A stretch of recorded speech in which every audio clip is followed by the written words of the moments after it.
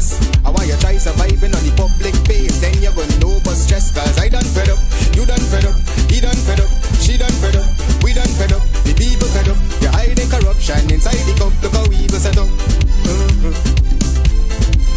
The people fed up. They done drive no fair with the citizen. They may want the people speak out. Freedom of speech done gone inside the gutter. Knock off when you open your mouth. Discrimination in entertainment, and you're talking about one Guyana. When the Ministry of Culture keep the big shows, one set of girls and banner. Cause I done fed up, you done fed up, he done fed up, she done fed up, we done fed up, the people fed up. You're hiding corruption inside the cup, look how evil set up.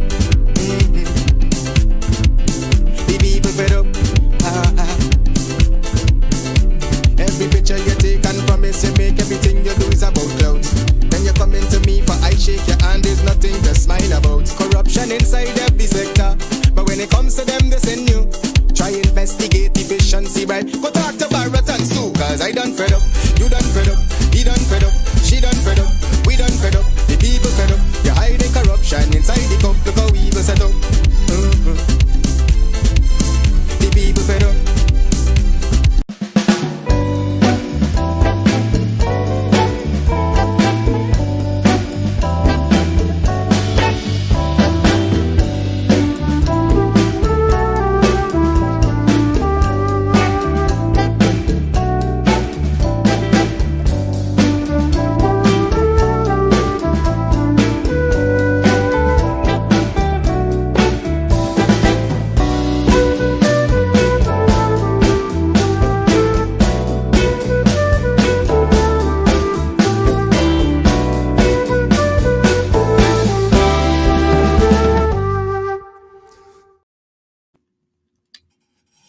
Good evening, everyone. Good evening, good evening, good evening.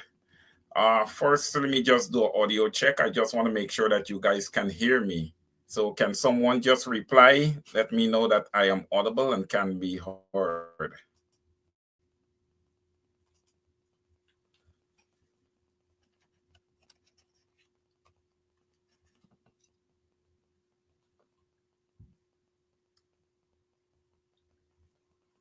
Okay, I will. Loud and clear. Thank you very much, Yolanda Thomas. Thank you. I appreciate that. Thank you. I just want to make sure that you guys could have. Thank you, Mr. Victor Ben. Thank you. Ladies and gentlemen, a pleasant good evening to you and welcome to Over to You this Saturday, November 29th, 2025. Welcome to the broadcast, everyone. Over to You, a program for the people, by the people. I welcome you all. Those on the ground in Guyana, welcome to all the loving people of the Cooperative Republic of Guyana. Welcome to Over to You. I want to thank you all for allowing this program to come into your homes this evening. To all those in North America, a pleasant good evening to you. United States, Canada, and all of North America, the broader Caribbean, Barbados, Trinidad and Tobago. Our brothers and sisters continue to recover in Jamaica. And I must say this, big up to the people of St. Vincent and the Grenadines. We are going to touch on that a little bit tonight, right? Quickly, we're going to touch on St. Vincent and the Grenadines. But I am so proud of the people of that small island. They give a glimmer of hope to this world that we live in today. Again, welcome everyone. Welcome to the broadcast.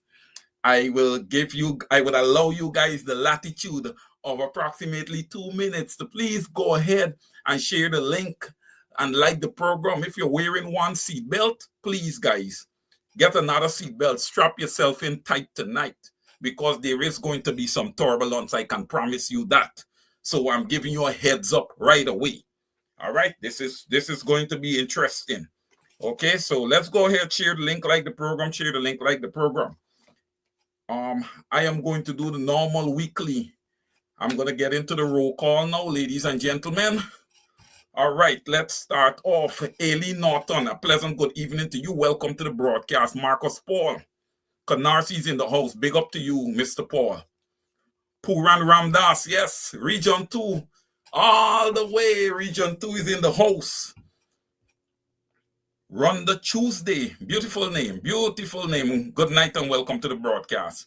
The Honorable Mr. Victor Ben, the first Canadian here in the house. Good evening, Victor. Welcome to the broadcast. Thank you for all your contributions to this program, sir.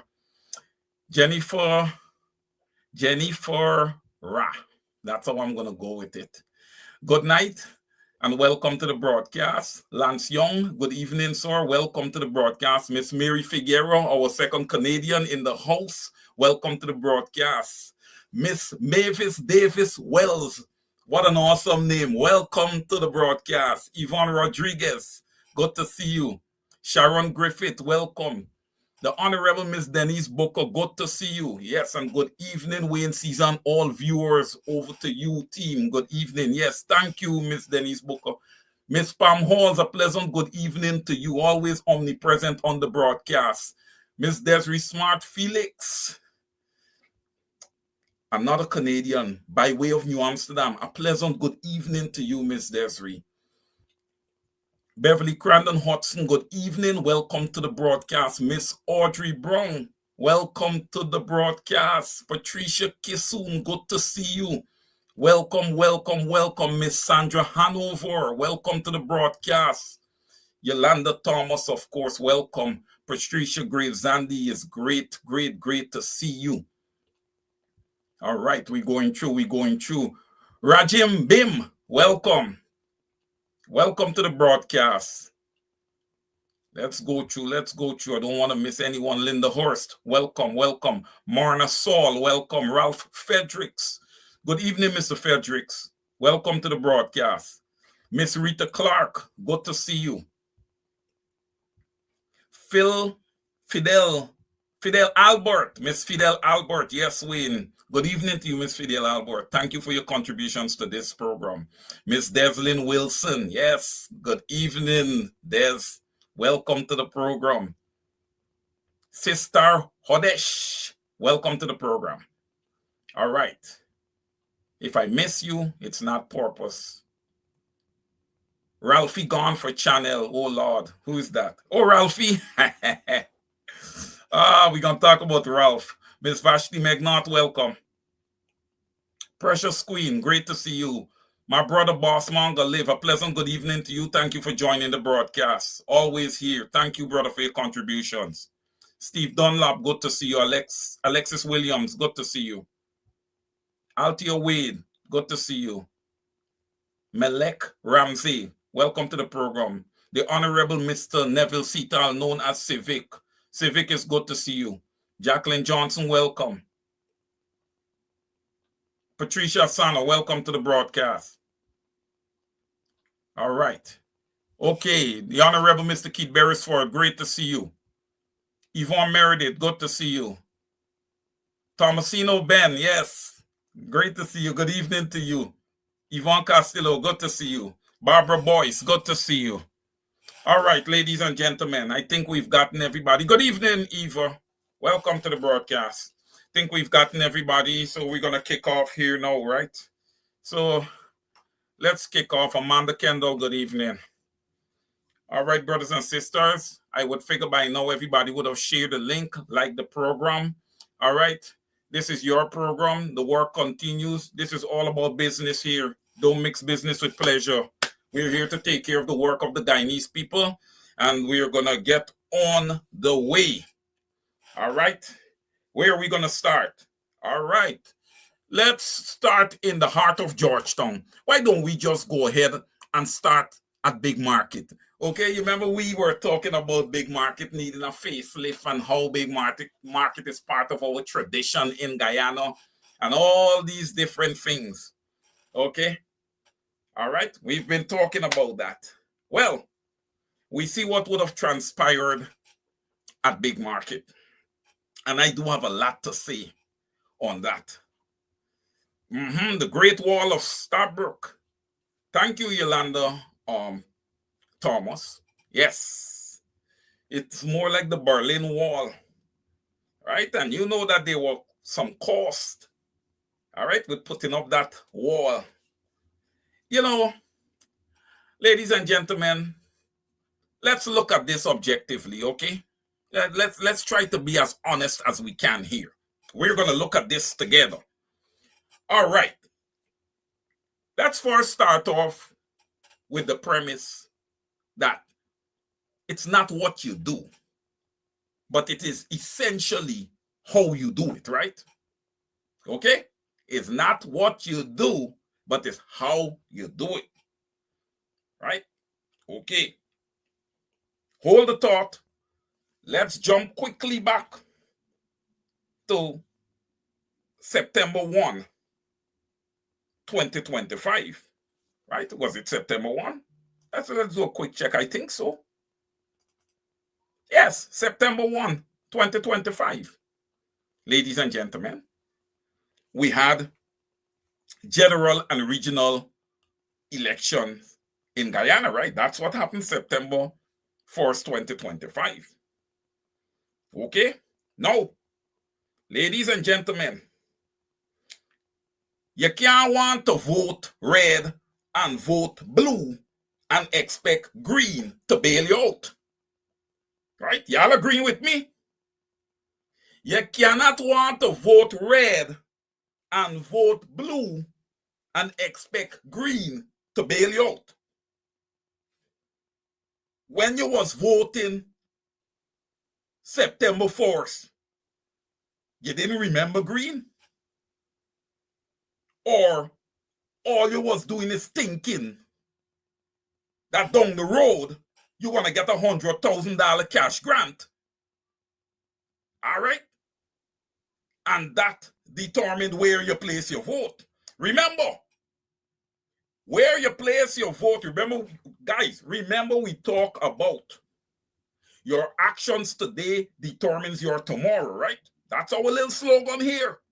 Your actions today determines your tomorrow.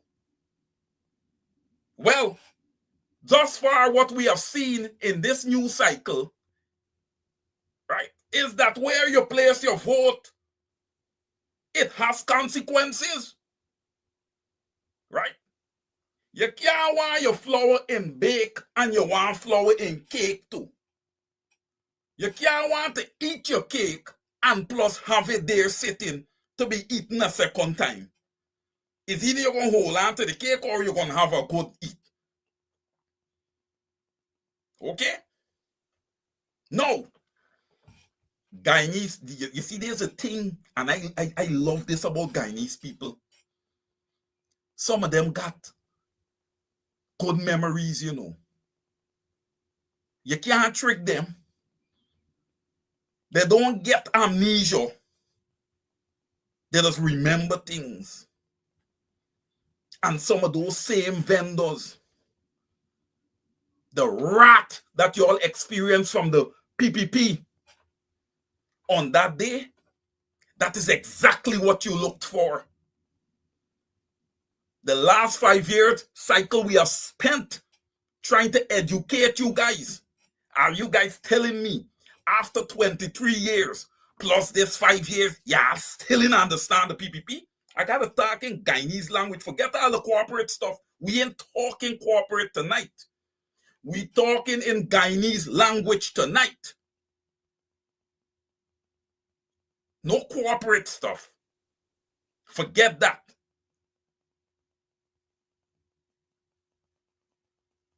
Y'all Minister Priyamani Chan. You guys remember what a disaster she was as the minister in charge of education, the Minister of Education? You remember what a disaster she was? Well, that same disaster now is coming back as a wrecking ball. She is going to create havoc. She going to come, she going to smile in your face. Okay? She going to eat cocoa rice with you and drink soup with you.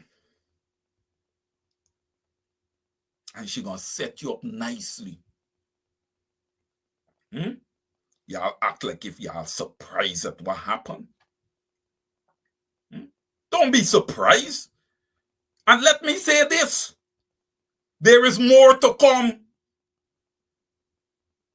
There is more to come. So let's do some quick comparative analysis, right? Remember, you guys did not vote for APNU. Let me say this to you. Let me say this. Let me be lucidly clear here. Vendors, and I love you guys. You guys know that. I give you guys a lot of call outs on this program. All the vendors across Guyana give you guys a lot of shout outs all the time. But there are certain lines that you don't cross. Okay? There are certain lines that you don't cross, and what you guys would have done was innately selfish. And you are now paying the price for your selfishness. Right? You're paying the price for it. This is a lesson. This is a lesson. I am quite sure that some of you will not learn from this. I am quite sure that some of you are going to still remain innately selfish. Right? You're going to remain innately selfish. Shanette Alicia said, Wayne, they're wicked to their own selves. Correct. Correct. You can't want to come on camera to dispute what's happening to you when you would have been foot and foot with the PPP at election time. Guyanese, don't forget. That may even hurt your business. Ladies and gentlemen, it comes down to right being right and wrong being wrong. And anybody with a functioning conscience would understand that the PPP is totally wrong for Guyana, no matter how you twist it and turn it. Wrong. Let's do our comparative analysis, ladies and gentlemen. The APNU would have never done this to the vendors. No. Look, guys, remember? The manifesto of the PPP in 2020 promised 20,000 jobs to Guyanese.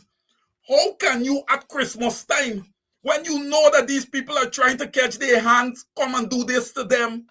The APNU would have never done this. You know why? The APNU is known for doing their internal studies, and they know that they would have to answer to people like Mark Benchcap, myself. We will be outraged if they ever did something like this to the vendors.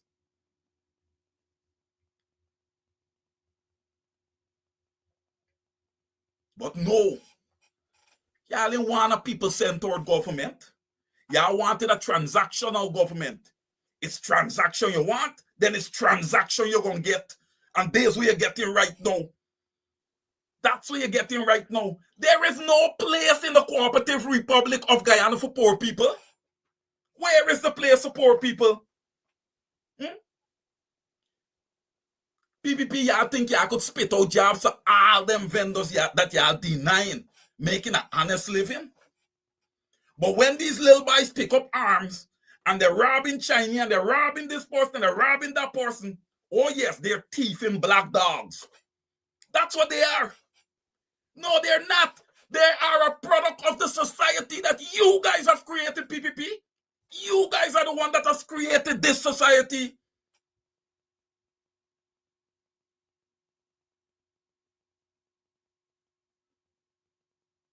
Nobody want to build the cat against you guys. You guys are horrible. And vendors, when the teachers was in the street, you guys never come out and support them. When the teachers was in the street, rice farmers didn't come out and support them. You see, that's the problem with you guys in Guyana. Y'all are disconnected until all of you guys start to understand the plight and that it's just time before it is your turn. So when something happens, you all need to come together as a collective, right? Until then, you guys are going to continue to experience these kind of tragic situations. You want to erect a tree. You are clearing up because you want to put stalls and you want to erect a tree. For crying out loud, it's the end of November going into December. This is when those vendors catch their hand. But I know what y'all trying to do. I know what y'all trying to do. Y'all trying to move people away from vending. That has been a part of our pastime for decades. And you want to send them into y'all high-level supermarkets. This is where y'all want the consumers to go. This is what I tell you guys. I say this to you, Africans. They want you guys to have your own little business and catch your little hand. You must be consumers in your own country. That is what they want for you. Until y'all start learning, y'all gonna continue to feel. You guys are going to continue to feel. I am sorry for you guys. But I can't help you unless you helping yourself. You weren't thinking when you was walking around with the PPP. You wasn't thinking. You didn't know that you had a big broadside coming behind you. The PPP is loyal to no Guyanese but their inner circle and their family and favorites. Understand that? How much y'all want us to preach the same thing over and over to y'all? You guys don't have learning disabilities.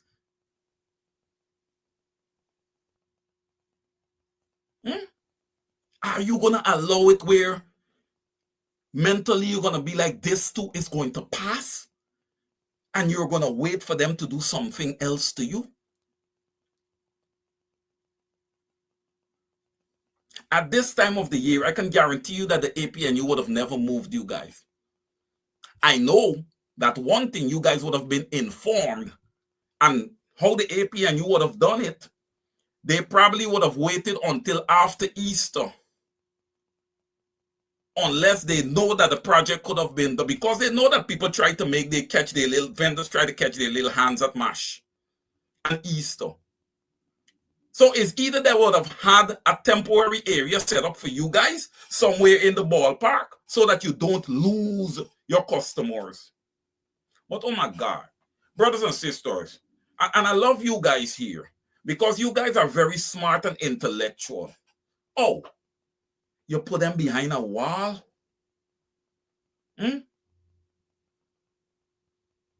It's like taking a set of black-back pigs and just putting them behind a wall. And just locking them behind there for Christmas. How you expect them to make the little change that it does make? How you expect them to put a little pot of pepper pot on their table Christmas morning? But brothers and sisters, you know what? I guarantee you over social media Christmas time, you're going to see pictures of the president and his family. The installed president and his family. You understand me? You're going to see that. And that's atrocious. That's despicable. That is despicable right there. Because you want to erect a tree, right? You want to move everybody to erect a tree. And okay, what is the concept of erecting a tree? What is it that you hope to achieve? Because as a Guyanese living in poverty, if I come out on the Starbrook Market Square and I sit down and I look at a tree, when I go home, it's not going to put a pot of pepper pot on my table. It's not going to satisfy the needs of my children. It's not going to enable me to buy 2 toys and put under a tree for my children at home. This is real talk. When we come on, we don't do play talk. This is real talk. We are talking real Guyana right here. And this is going to get deep. It's only going to get deeper from here.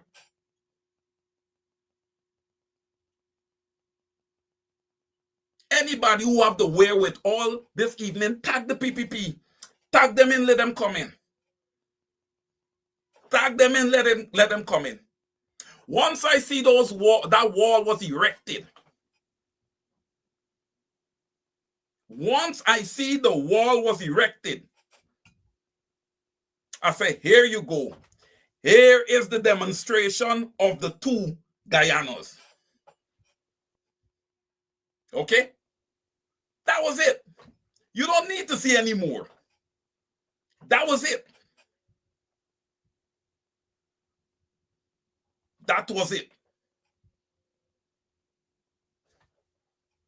The mayor and city council, there was no communication there. The mayor was dumbfounded. He was appalled. I will give the mayor the benefit of the doubt right now. But ladies and gentlemen, you see me, I have a problem. Because what I found in Guyana is that people in public, they demonstrate one thing. But ladies and gentlemen, what happens behind closed doors is something completely different. It's something completely different.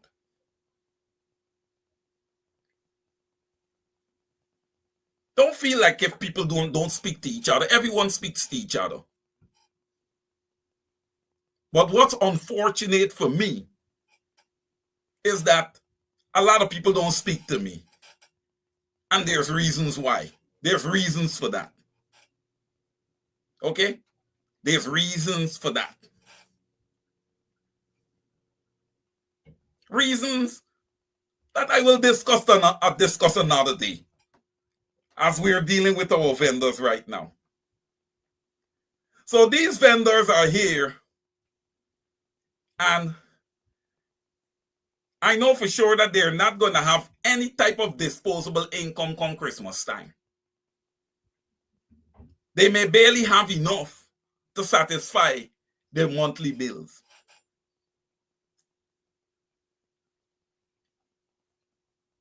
Here we are, the fastest growing economy on paper. We so want to erect a tree, and we so want to go ahead with this beautifying project. We could not even walk up to those citizens and say, hey, look, let's sit down. Typically, every year, how much do you make at Christmas time? How much do you make at Christmas time doing your craft, which is vending? And you find out from each and every one of them. And you say, you know what? We're going to subsidize you for this Christmas because we're doing this whole area. We are going to subsidize you. Right? You could have put them any other place. You could have just looked for a spot and put them. We're going to subsidize you, but we're going to still give you the opportunity to relocate here. You guys could do it here if you want. And you put up a little sign saying that the vendors are now at Crowell Street, or whatever you want to call it, right?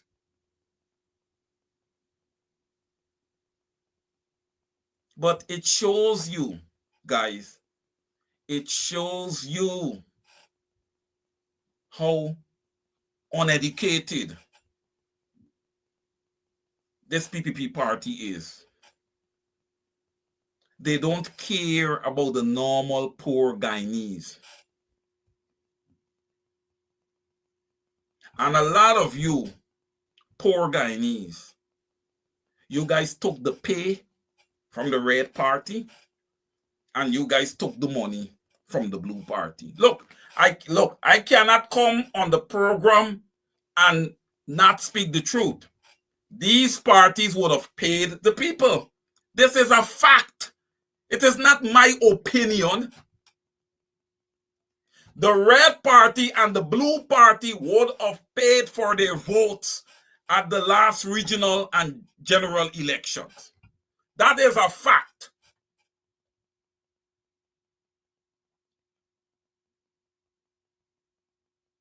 Who vex, vex. Who bumps raise, it raise. Can't come on programs and lie to the people. Can't come on program and avoid the facts.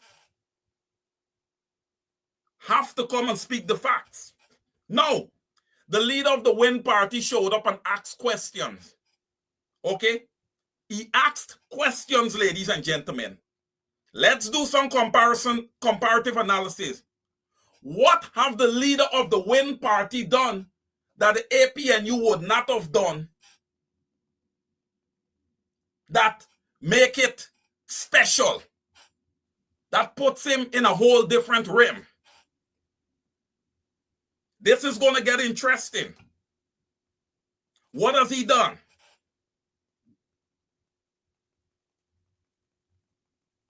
What has he done over the last 2 months? Okay, because he's the one that's going to be earmarked to be leader of the opposition, right? He's the one that's going to be earmarked.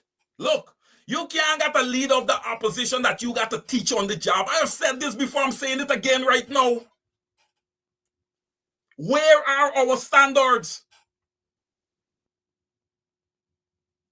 There is no time to teach anybody right now. You taking the time to teach people, 2030 is going to come and 2030 is going to go on and you're going to be in the same position.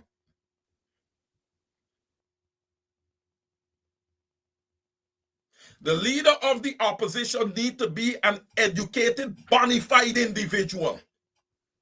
An individual that possesses the necessary character to be leader of the opposition. You see, we like to scoot away from facts. We like to scoot away from facts. I don't. I'm going to speak the truth. What has that gentleman shown to the people of Guyana to deserve to sit in the seat of leader of the opposition? What does his character demonstrate as an individual? Let's be honest. I'm going to skip over right here. See, I like to do these things because I have seen people and I've seen their comments. I just have enough time to browse through Facebook from time to time. And I have seen some people who are so ignorant to the fact and their comments. You guys took Comrade Norton, not you guys directly on the program here, ladies and gentlemen, because I know that you guys are very, very brilliant. People took Comrade Norton to the cross 10 times and crucified him. Now I beg to ask the question, what different has Azruddin Mohammed done?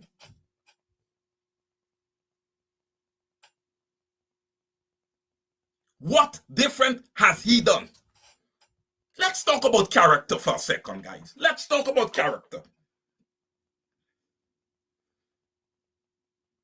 Aubrey Norton has not been fingered in any more the execution of anybody. Aubrey Norton does not have sanctions against him. Okay? Aubrey Norton has not been fingered in smuggling gold. No, we have to do these type of things. Why? Because people want to be convenient or left the boy alone. Leave who alone? Leave who alone? And my question, why?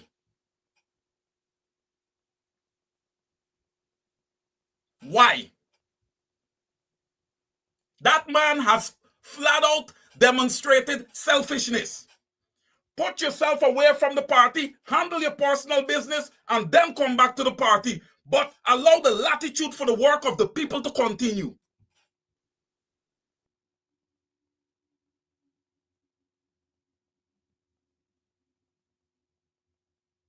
Instead of that, you're holding a whole country ransom. You are holding a whole country ransom. A whole opposition ransom. Boy, We are losing it in Guyana, ladies and gentlemen. We are losing it in Guyana. We are going to the bottom of the barrel. We are going to the bottom of the barrel.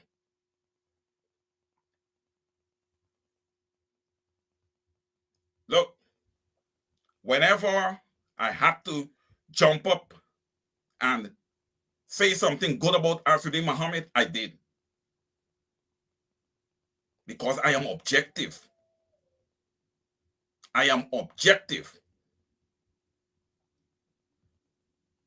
But you guys, you Guyanese out there, y'all are too convenient.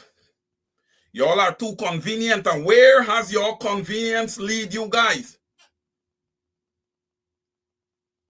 The PPP has promised you guys a cash distribution for Christmas. Ladies and gentlemen, what is the status of that distribution? What is the status of the cash distribution for the people of the Cooperative Republic of Guyana for Christmas? What is the status? It is the 29th day of November 2025.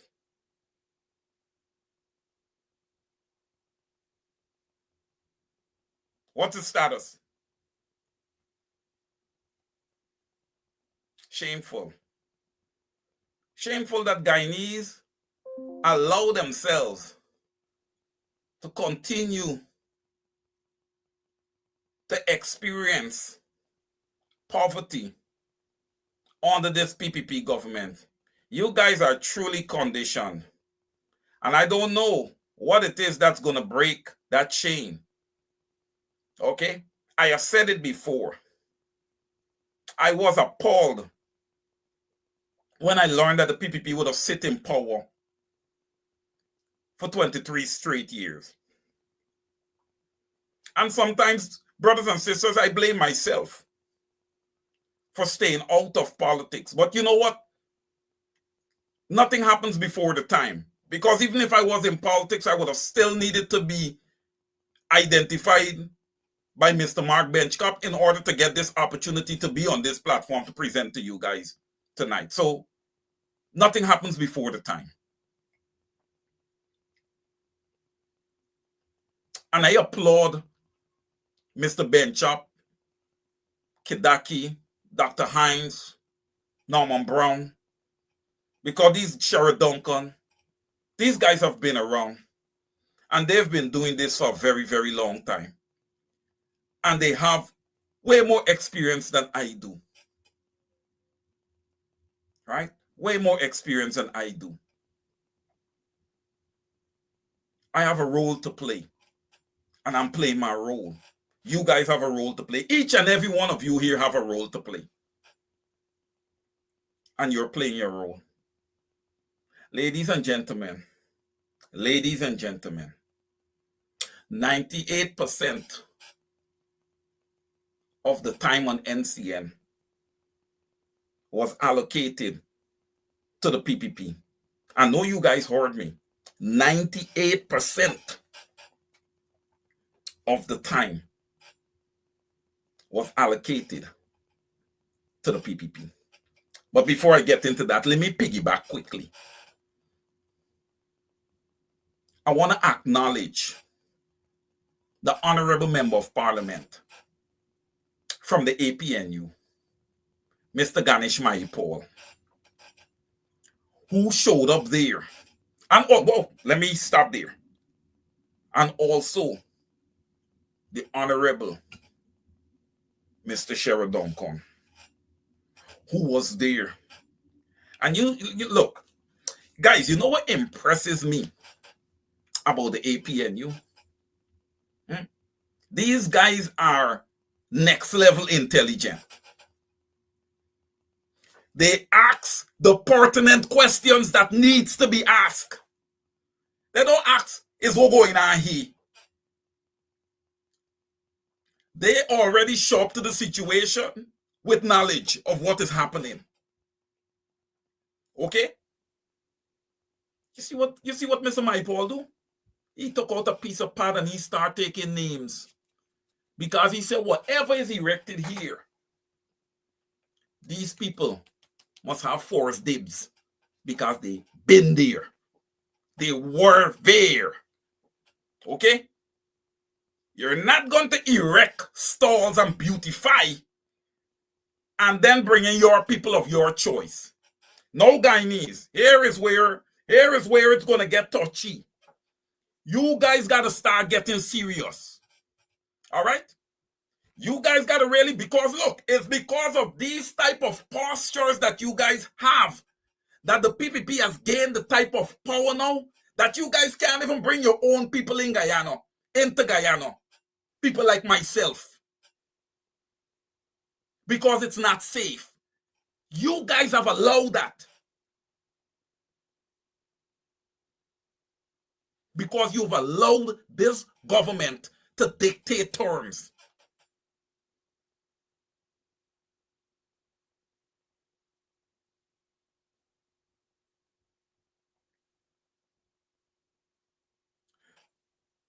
Mr. Remington Clark, you do have a point. The opposition could have been stronger during campaign. There was a lot of times in the 5-year cycle that the opposition could have demonstrated some more strength. I am not going to doubt you on that, Mr. Clark. Okay, let's be frank. Like I said, let's be frank, let's be objective, let's be honest. I have been preaching to the opposition that they needed to take their time on NCN, which would have been maybe 42 to 45% of time, because what the PPP had a 1-seat majority. They never took the advantage of that time.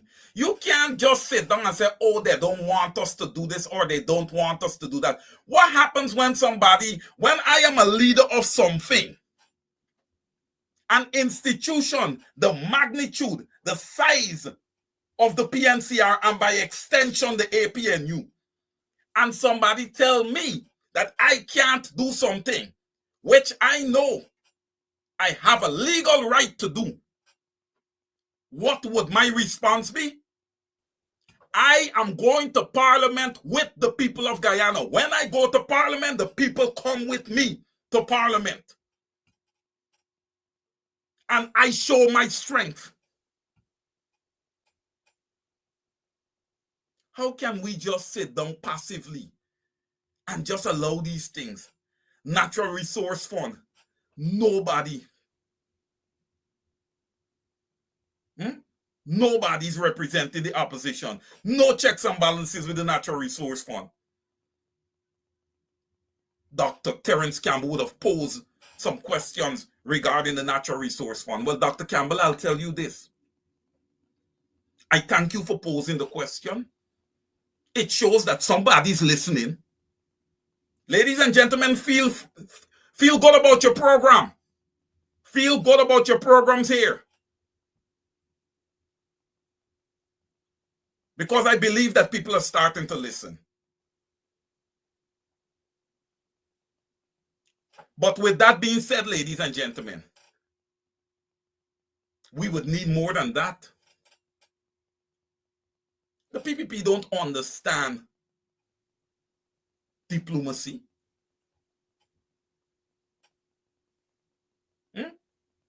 How can criminals understand diplomacy?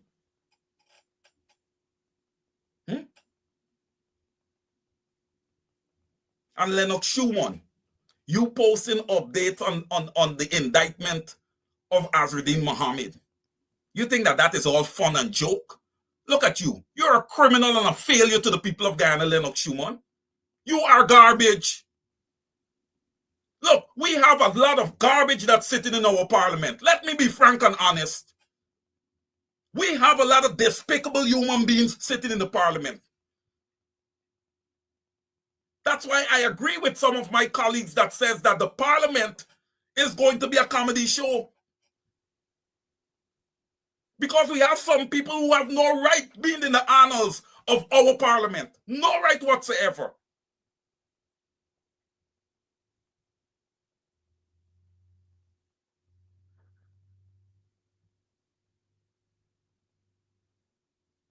Good analysis, Miss Denise Booker. Look at the court appearances, the crowd behind the sanctioned man who walking behind Mingo and others. Well, very well. Well done, Miss Denise Booker. If half of them could have showed up there with Rhonda Lane consistently, we probably would have had some change at the Guyana Elections Commission. Right? The Honorable Miss Rhonda Lane, a true Guyanese patriot, she would have given the footprint, okay, to bringing about constitutional change within the Guyana Elections Commission. Like I said, we sit down sometimes and we allow our egos to get the better of us. You see, each and every one of you on this program, you all have a meaning to me. Yes. Yes. You guys are my brothers and sisters. And when you guys say something to me, I listen. Okay? I listen. What Miss Rhonda Lane was doing was the correct approach. But some of us, we allow our egos to get the better of us. And let me correct myself quickly. I don't like, making errors. Miss Rhonda Lane and my honorable brother, Mr. Kedaki Amsterdam. Okay? One of the hardest working social media presenters around. Okay? One of the hardest working social media presenters around. They would have started that fight. And it needed to grow. It needed to grow. And because we did not take that opportunity as an opposition, trust me, it contributed to the demise of the APNU on September 4th. Take it or leave it. I'm not meaning to upset anybody because we all make errors.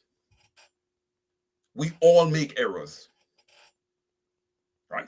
But I don't expect, and we don't expect, to see a reoccurring of the same error.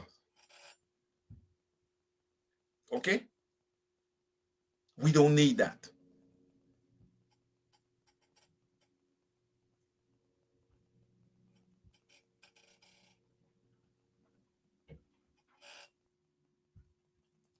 Remington Clark is talking about when the PPP was in power. Well, Mr. Clark, a lot of people believe that Barry Jagdeo is one of the strongest opposition leaders Guyana ever had, because the coalition had to be accountable to the PPP. And that is what I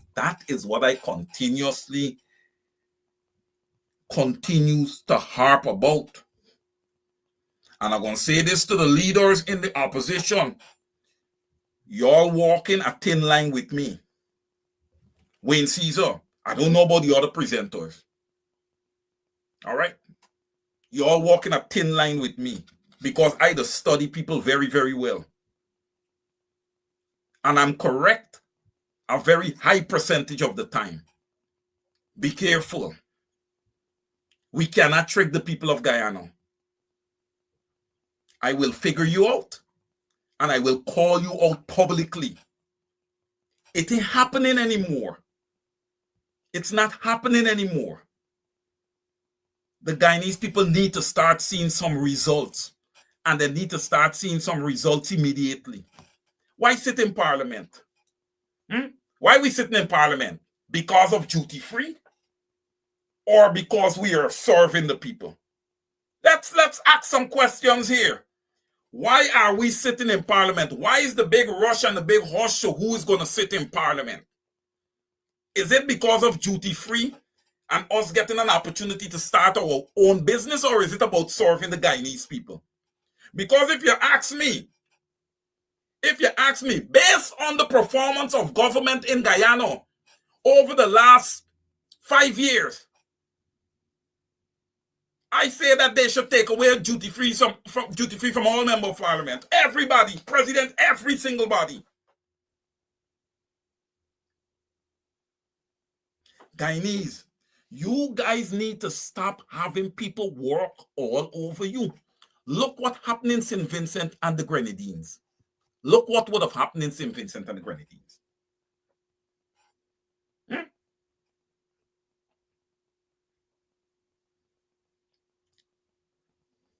I'll say something to you now that is going to be quite interesting. But I will have studied it in-depthly, and I think I did it for about 2 weeks, going back and forth, before I would have made a decision. Because we've been back and forth, many social media presenters arguing, what is Guyana? Is Guyana a functioning democracy, or is it not a functioning democracy? Ladies and gentlemen, tonight I say to you, I would have concluded my study. Okay? And my study is consistent with what I would have said before. The framework for democracy is present in Guyana. We have a parliament, we have an executive, we have a judiciary. That is the framework, ladies and gentlemen. We have a Guyana Elections Commission, we have a Guyana Police Force, we have all these different things in place, which is consistent with a democracy. But when it is, ladies and gentlemen, that we, the people, believe that the democracy that we are, quote unquote, supposed to be living in is acting like a dictatorship, well, ladies and gentlemen, my conclusion of my study, and I hope Dr. Hines is listening in, because I would love his take on this as a professor of history, is that Guyana right now is an elective dictatorship. That is what Guyana is. There is no engagement between the lead party in government and the opposition. All right? The lead party in government is making all the decisions minus the other parties in the opposition. All their decisions are bilateral decisions. Or what we call unilateral, sorry. And that is concerning. And I believe that there is no time right now within the opposition to waste. There needs to be a collective. And I think that they should have raised a red flag a long time ago when Azruddin Mohammed, and I quote, would have said that he is not working with APNU.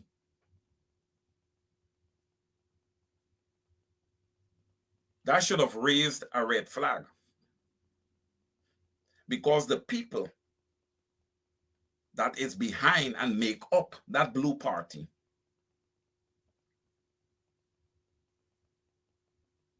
%80 of them is APNU, or would have been APNU at some point or the other. It might even be more than 80%.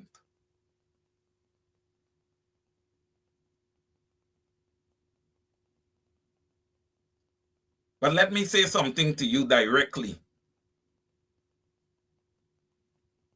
Azruddin Mohammed, don't just come out to big market, but I want you to ask the PPP that you and your father was once a part of, what is the status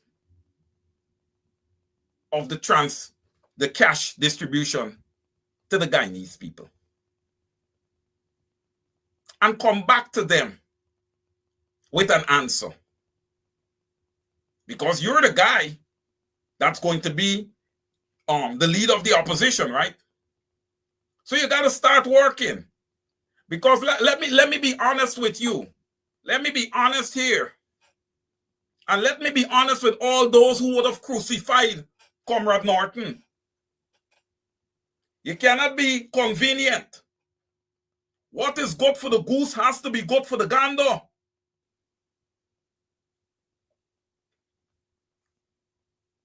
Good evening, Brother Eon Bino. Well, Brother Eon is asking, and I'm going to just dig in here quickly. Brother Eon is asking, Wayne, good evening. Any thoughts on Venezuela attacking Guyana if Trump attacks Venezuela? Ladies and gentlemen, it all depends on the intelligence that's on the ground in Venezuela. Remember, Venezuela have their agents already in Guyana, right? Thanks to the PPP. You guys didn't want to vet anybody. Oh, they're going to come in and they're going to vote PPP. Just let everybody in. Ladies and gentlemen, that's the government you voted for. That is the government you have voted for. That's the party that you've made your lead party. Right? Let them all in. So, Brother Eon Bino, to answer your question, it depends on the intelligence that's on the ground in Venezuela. Because if the U.S. start attacking Venezuela and they don't have defense systems up to protect Georgetown, Georgetown will be hit and will be devastated.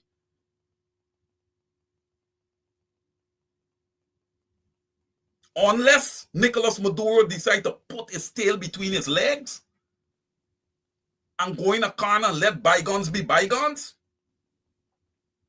right? Georgetown is going to be hit.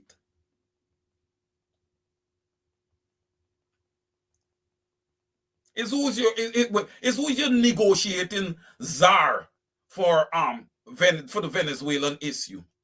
You know, ladies and gentlemen, I have a lot of respect for people, you know, but when I gotta call you out, I can call you out. Ladies and gentlemen, I ask you a question this evening. Where has Carl Greenwich been? When last have you guys heard anything from Carl Greenwich? Is Carl Greenwich part and parcel of the PPP now? Has he been muzzled?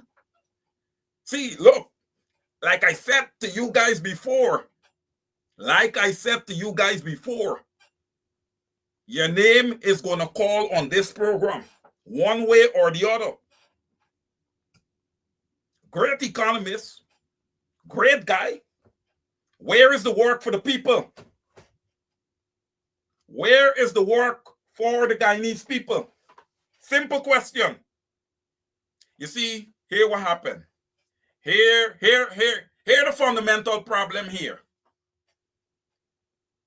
Because there's no proper checks and balances, because the Guyanese people don't bail the cat, these guys take the people for granted. Well, I'm going to say this here. Mark Benchcop, Mr. Mark Benchcop, Mr. Sherrod Duncan, and the rest of us, we're going to wake them up. My job is to shake every Guyanese and wake them up. That's my job. Again, ladies and gentlemen, and I've said this over, you have to vet your leaders. People are not authentic. People are very selfish.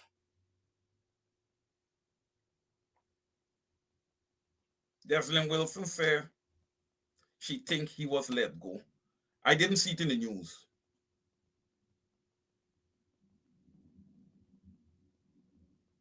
But while I do that, I want to give a big call out to an excellent accountant, an excellent economist, and the former Minister of Finance, Mr. Winston Jordan. I love Winston Jordan. I love Winston Jordan. I love the way he come out and he speaks to the Guyanese people. I love the way he comes out on Kedaki's program on Thursdays and he educates the people. Sometimes I miss him, but then I have to go back and listen. Because when he speaks, it is music to my ear. It is harmonious to my ear as a public accountant.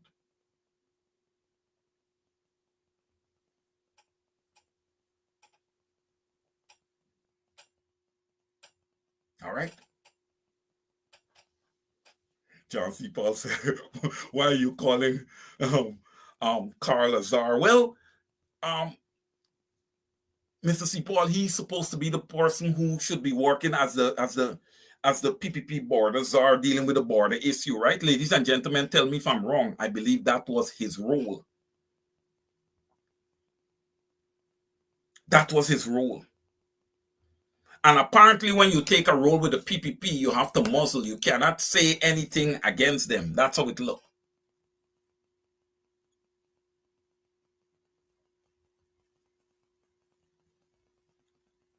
Delnay Cardigan. Excellent point. I think we said this a few programs ago, right, ladies and gentlemen, that we can have a refugee crisis in Guyana once any conflict would have, transpired between the United States and Venezuela. You see, people stand up behind these dictators and say they're going to fight, they're going to fight, they're going to fight until the first shot is fired. When the first shot is fired, then everybody starts scattering. Some of them will be executed on their way out. Some of them will be executed on their way out. If this stands normal with the way dictators typically behave.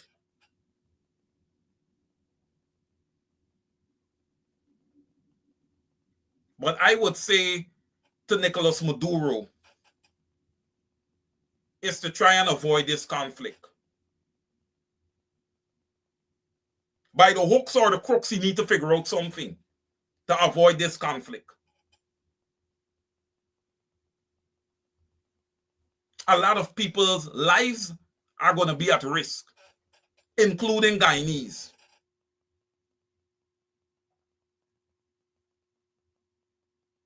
You don't know who the Venezuelans already have on the ground in Guyana. You guys saw the bombing there, the mobile on Regent Street.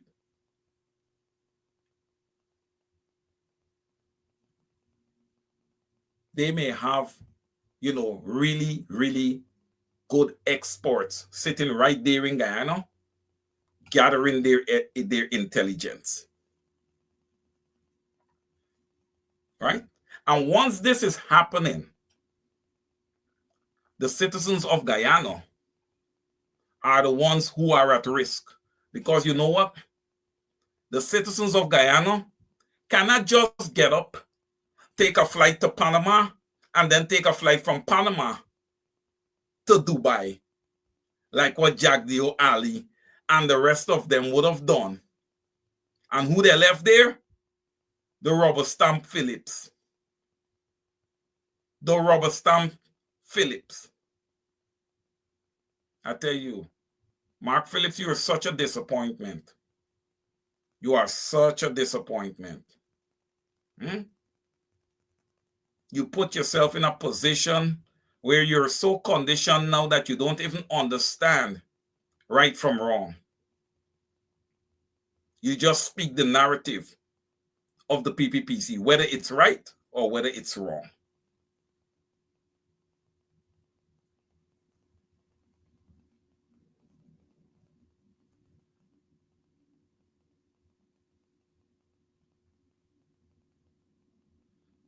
Carl Greenidge is a British citizen. He's a technocrat working for Guyana.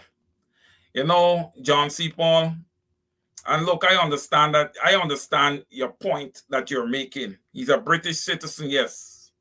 But please correct me if I'm wrong. He was born in Guyana. Right? He was, look, I'm not going to make excuses for any of these gentlemen. These gentlemen held high positions where they could have had a major impact on the trajectory of the Cooperative Republic of Guyana. And I believe that many of them would have failed. And when I say failed, I mean failed to do more.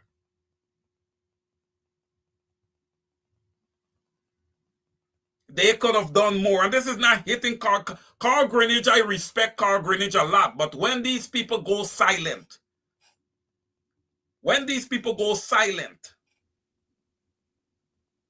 it's deafening. And one have to wonder, in their doings, were the interests of the people ever at heart?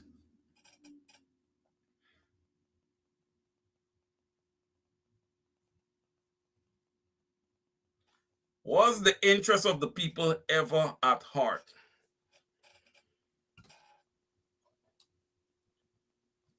Ladies and gentlemen, we are going to quickly pivot on topics.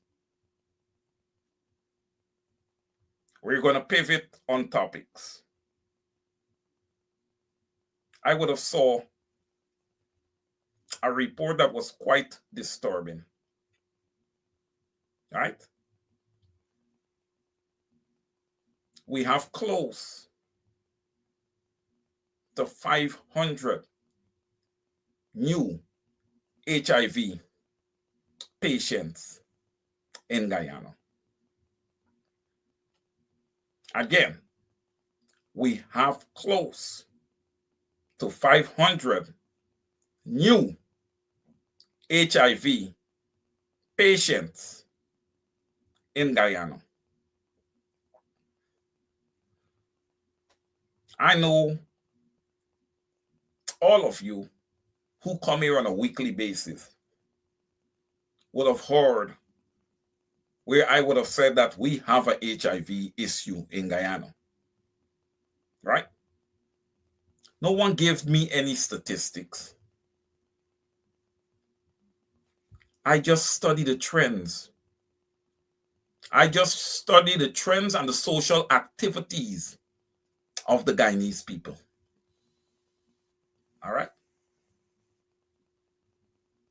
That's it. Just the trends and the social activity gave me what I've been saying when that East Indian PPP supporter came to attack me on the program, and I indicate to him, ask his government about the rise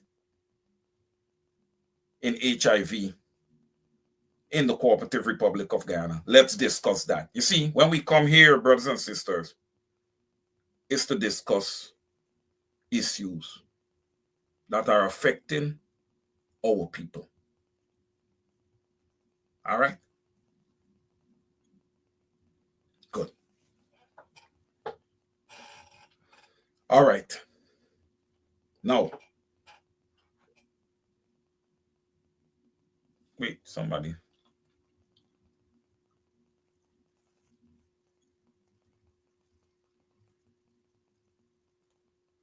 What has Maduro done to Trump? The Venezuelan people could fight their battle the way the Vincentian people did. Sorry, guys, I just had to pull off for that because Morna is making a very good point here. Morna. Venezuela possesses the largest oil reserve in the entire world. Venezuela possesses the largest oil reserve in the entire world. Did the United States not try to work with Russia to bring peace between Russia and Ukraine? Has there been any peace? Venezuela has ties to Russia. So therefore, since Russia does not want to listen and does not want to stop the conflict with Ukraine, then we are going to take positions against Venezuela. That's the position here. Okay? Study it. Study it. Okay? Look, the United States is saying to Russia, essentially, you're not going to just have your way. We are going to counter what you're doing. Who is going to gain more? The United States of America, Venezuela have the largest oil reserve in the world. If they can capture Venezuela, that's a big win. That's a massive win. Right? That's a massive win. So, Morna, that's my answer to that. That's my answer to that. It's not a matter of the Venezuelan people trying to fight themselves out from under a dictator. Because I do believe that Ralph Gonzalez was a dictator also. I'm not going to excuse Ralph Gonzalez from that. The great quote-unquote interlocutor. Right? It brought joy to me to see the defeat of Ralph Gonzalez. He's a selfish human being. Selfish. And he has no respect for the Guyanese people. That's my position on Ralph Gonzalez. So he can go and suck a lime and take a seat. Send somebody else to go represent. Well, will you have one seat, Gonzalez? You should. I wish they had just swept everything and let you just sit down at home and think about the atrocities that you would have put the people of St. Vincent and the Grenadines through, and also the people of Guyana. That you would have supported Guyana elective dictatorship, the PPPC. You, Ralph Gonzalez.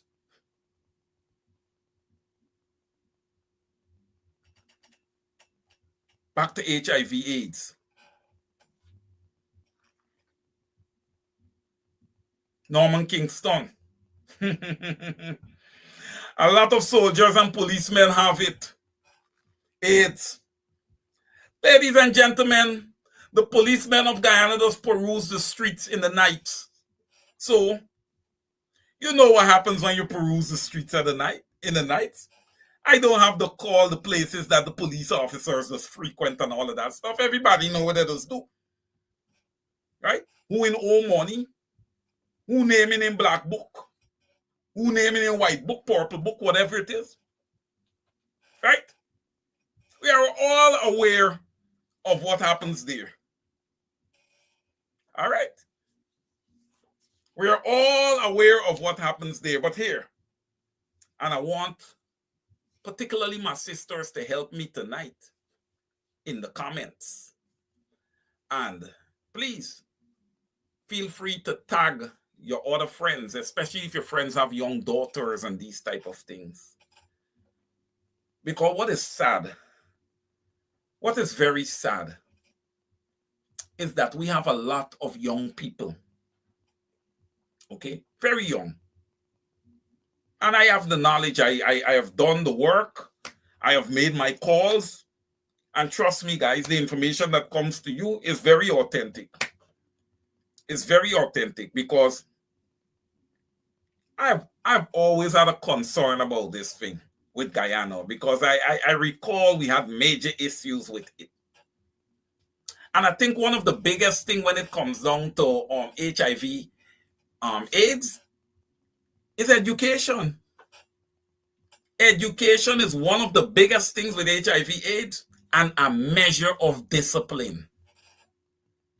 A measure of discipline must be executed by both parent and children. All right? By both parent and children. You see what Guyana has become? A very lawless sporting country. right? A lot of drug use. I didn't know anything about what you call junkie back in the days in Guyana. I didn't know about that,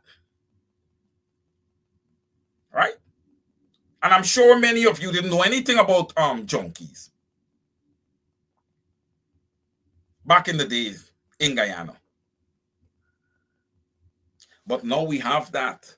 We have people sharing needles, you know. We have people doing all kind of things. And look, when you talk about unprotected sexual activity, oh yes, we have no discipline at all when it comes to that. Okay? No discipline. You have young teenagers, young females going and they're just disappearing away from their parents' home and they're coming back 5-6 days later. Parents of girl children, dress your children appropriately, man. It will avoid them being preyed upon. We've always had that problem in Guyana, where young females are always preyed upon. And Guyana has gotten so lawless and would have changed as a nation, where I can even say that young males are being preyed upon. Right? Because there are ministers within the government that is guilty of engaging with young males. Right?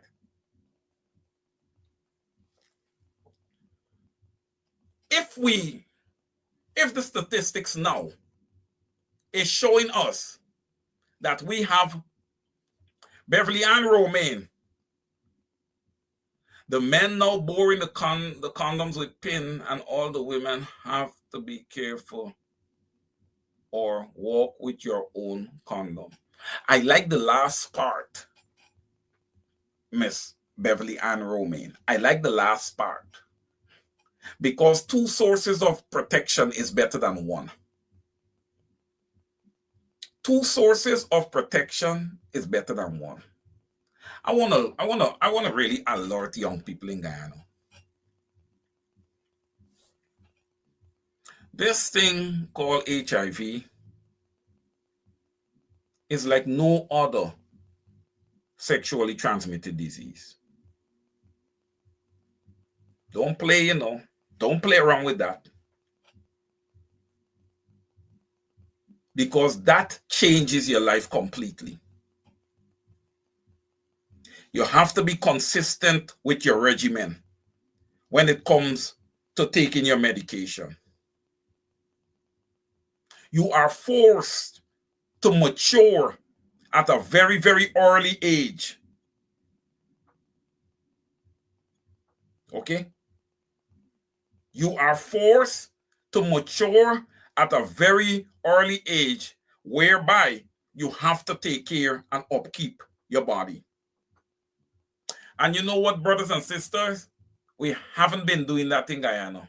Because had we been doing that, many that are infected would have been undetectable. And this way, when they engage with others, even if they did not, wear the required protection, the requisite protection, it would have been very, very difficult for the disease to transfer. But like I said, that NCN that the PPP was using as their mouthpiece 98% of the time to promote their re-election, you could have been using it and putting out these commercials, these health commercials, okay, that educate the people about HIV.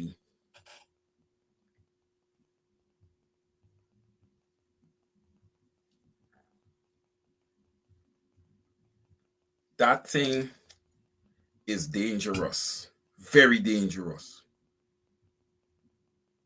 Okay, and it makes people very uncomfortable. Ladies and gentlemen, I'll get a bit personal with that. A friend that went to school with me would have lost his life back in January with that. And as an accountant, I work late at night, right? And it was somebody that I helped from a financial perspective because these people struggle, man. Okay? And anybody that reaches out to me that is struggling, it doesn't matter what is going on with you. I will help because that is who I am. So I was helping him. But I want to share this, and this is to those young people out there. When I work late in the nights, ladies and gentlemen, and I remember quite a few nights I'm getting ready to sign off at like 2:30 a.m. in the morning. And my phone would ring. And it would be that gentleman. He said, Wayne, I can't sleep. This thing got me bad. I remember receiving a call from him in the daytime. Hey, Wayne, I can't see. I'm blind, I can't see. He ended up regaining his vision a few hours later. This thing is devastating.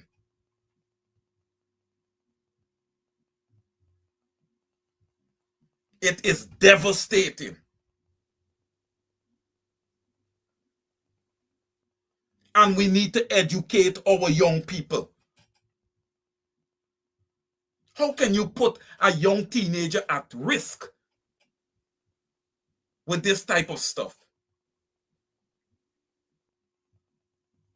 We need to have stronger laws in place. But when you have a government like the PPP in charge, they don't care. These things doesn't matter to them. Or is it something that they're using to wipe out a particular race? We have to study these people, ladies and gentlemen. We have to study what is happening here. Okay? We have to study it.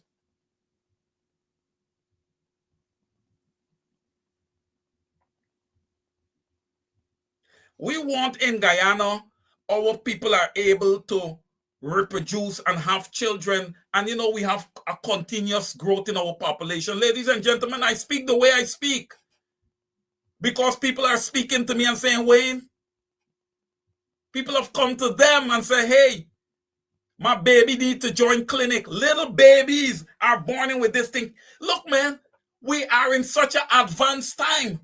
And look what is happening in Guyana. Look what is happening in Guyana, the fastest growing economy. Look.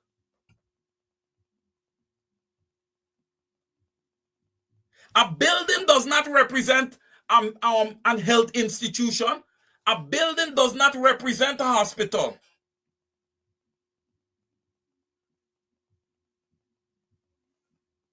A building equipped with all the needed medical resources represents a hospital.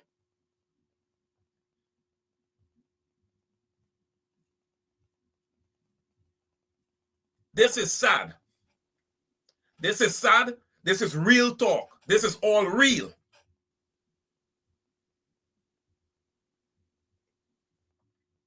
My question to the PPP and the holistic government is, what do y'all intend to do about this?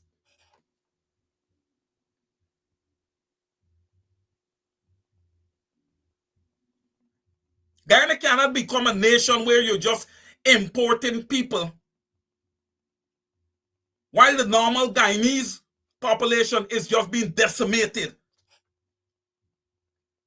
by gun violence, by diseases, by everything that is bad for people.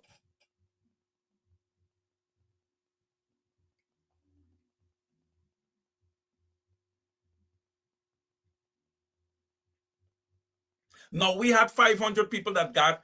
We had a sample of people that got tested, and 500, close to 500 people are positive. Ladies and gentlemen, think about those 500 people and what the sample size of people that they would have slept with look like. Think about possibly how many more people we have out there. And how do you get them to come in?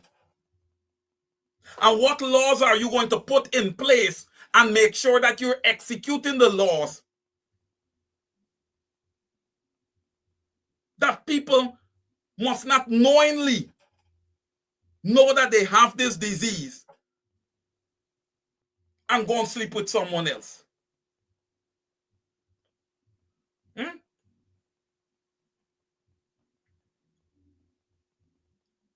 Thank you, Miss Wilson. Yes, the exact number is 446.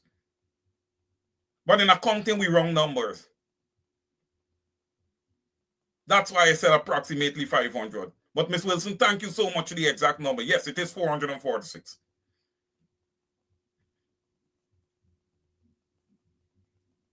Yes.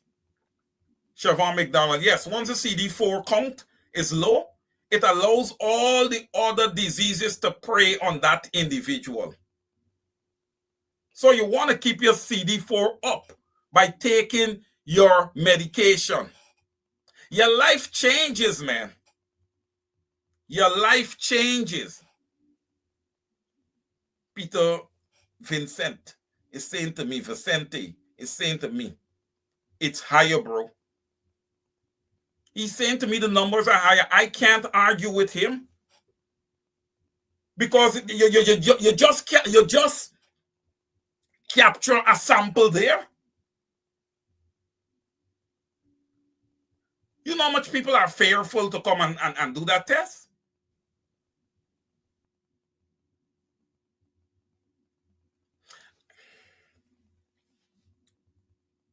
Look, man, this hurts.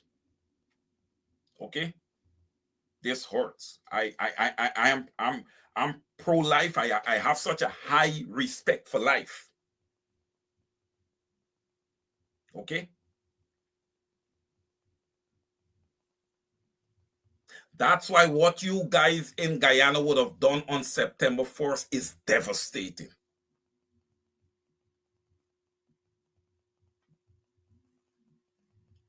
It is devastating.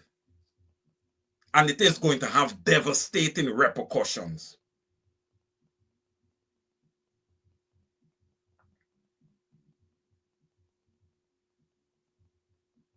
We need to demonstrate some discipline. We need to cut back on the sporting.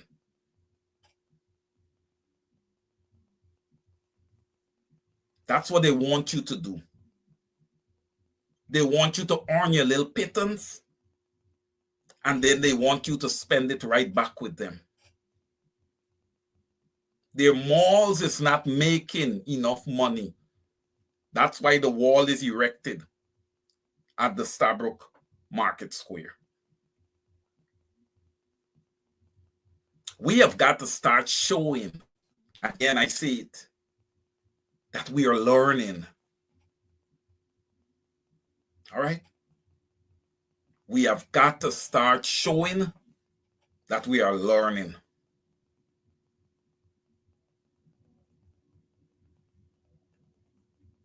Glendy Scaldiero. Wayne, these people who are aware that they have it, most of them become vindictive and is sharing it Wild West.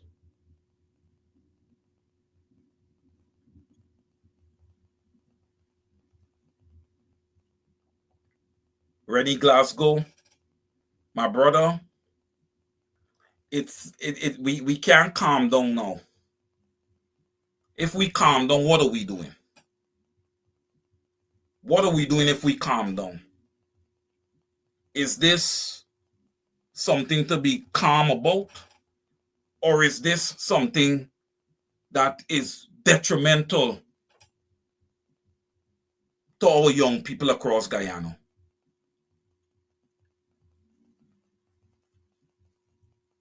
We want to give to the young people the opportunity that we had, the opportunity to grow up, the opportunity to maintain our innocence, right? I think that's fair. All right? We don't want our young ladies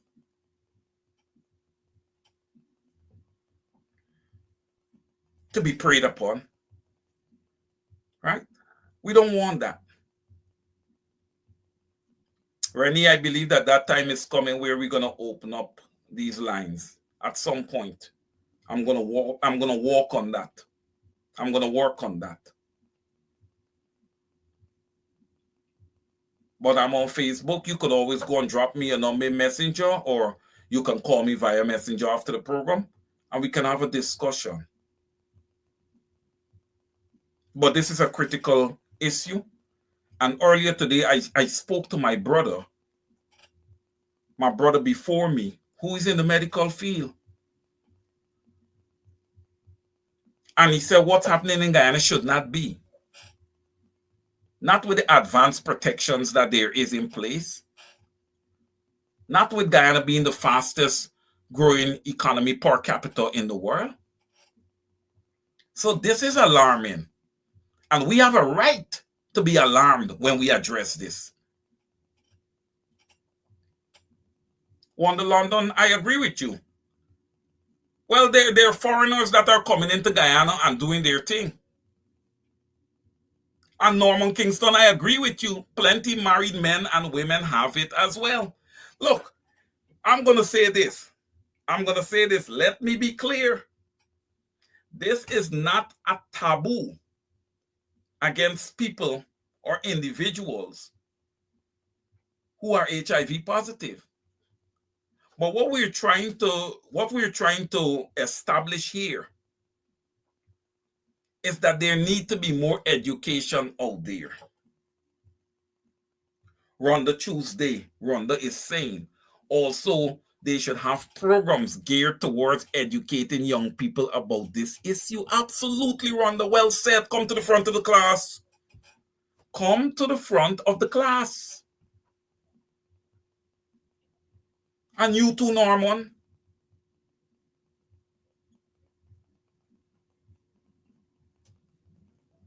Afraz Usman is saying to me, Wayne, bodyparts.org. Osman, please give me another comment. Are you speaking of human trafficking? Let me know if it's that you're speaking of. Please let me know. And Gavin, don't tell Afras to chill. This is not the time. Look, man, we're going to speak on it. If that's the case, it needs to come to the forefront. We have to address issues.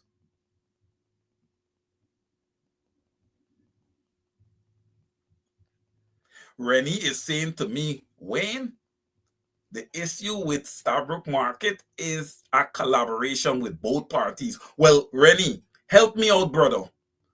Help me out. We got PPP, APNU, and WIN. So give me which two. Help me. Help me, and then we can make this a broader conversation. Give me which two. Help me out, Rennie. Rennie's saying regarding the HIV/AIDS situation, this needs urgent attention. Yes, it does.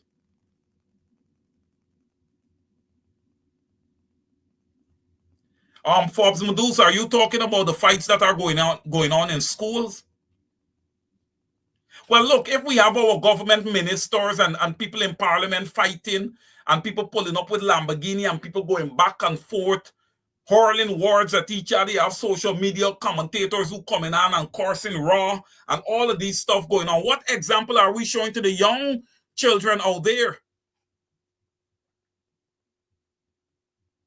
Forbes, you're an educator. Help me here.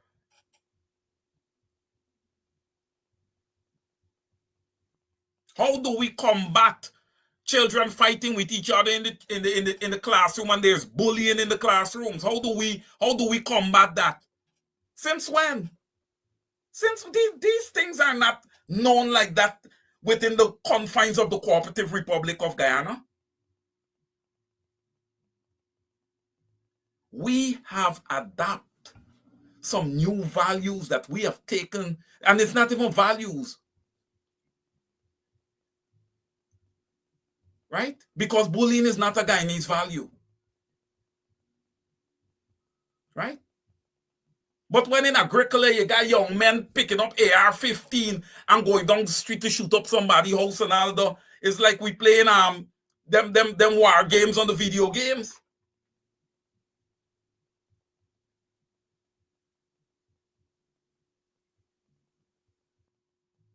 But you see, ladies and gentlemen,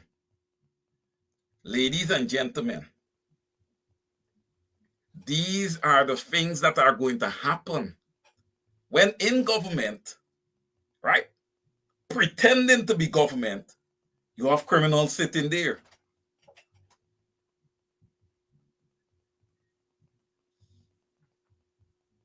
These people don't care about the poor Guyanese. They wish they can get up tomorrow and they don't have to deal with the poor sector of the Guyanese population.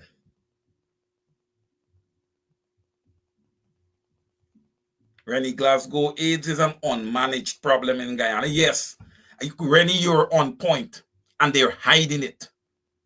That's why I would have came out weeks ago and requested that the Ministry of Health in Guyana give us HIV/AIDS statistics. Why? Because I studied the psychology, the behaviors of Guyanese. Not because somebody provided me with data. You got to study these things. You got to study the PPP to understand them. And then when you finish studying them and you understand them, you have to put a strategy in place as to how you combat their behaviors. And that is what the opposition has not been able to come up with. It's not something that is hard to come up with. But again, when you're fearful of belling the cat, see, this is why a lot of people going to talk about Barry Jagdeo. He wasn't scared of the coalition opposition. A lady came out clear and said that she would kill the Honorable David Arthur Granger. What happened to her? Nothing. This opposition is so weak. This opposition was so weak that normal Guyanese who wants to put up the fight can't even travel to Guyana because you don't even know who to trust. You don't know who to trust. Everybody's full of egos. Everybody's full of egos. They may just walk you into ambush, walk you into your own execution. That's what Guyana has become. And that is what the Guyanese people are up against. That is what they're up against. And Rennie, thank you for your contributions. But we are up against some massive egos. Massive. I've been here. I've rubbed shoulders with the leaders and been in the same vicinity with them. Sometimes when you're in the vicinity with these people and you walk in a room, some of them screw up their face like if they're the smartest person in the room. I beg to differ. I beg to differ. I beg to differ. Because if you was smart, Guyana would have been in a different position. If you was smart and if you was savvy, Guyana would have been in a different position. It would have been a favorable trajectory for the people of the Cooperative Republic of Guyana. You can't be failing and then at the same time you want to screw up your face and be angry. Who are you? Who are you? Good qualities in a leader, you must be open to consultation. You must be open to constructive criticism. You must be open to learning. Ladies and gentlemen, go back. All of you here. Go back to when I first started doing programs. You guys had to wait on me for me to mature, for me to learn. But look where we are today. Look where we are today.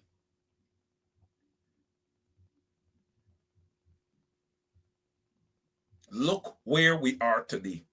We have evolved as a team.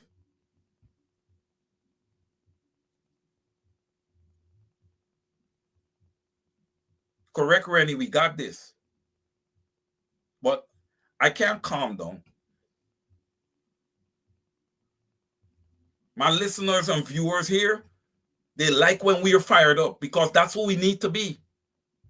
You know, how are we supposed to come and sit down and want to act like if we want to have, you know, this professional conversation and discuss the PPP on a real high level, professional, you know, we're talking about criminals.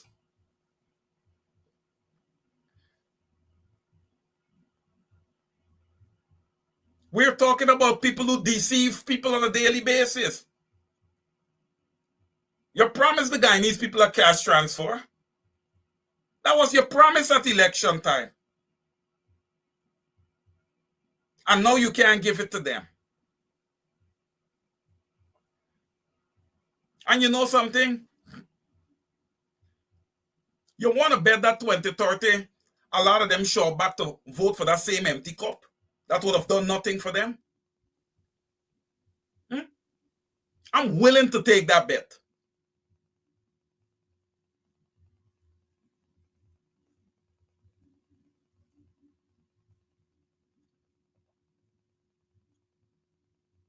I am willing to take that bet.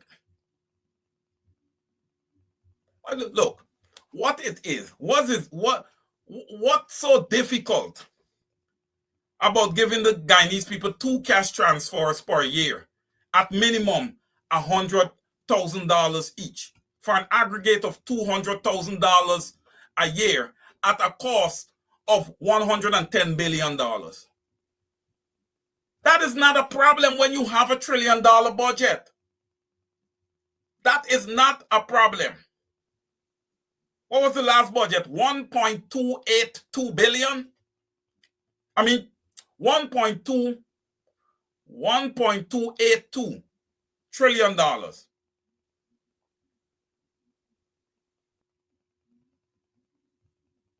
Out of that, all you have to do, 1.282 or 1.382, all you have to do was to allocate 182 billion towards human capital.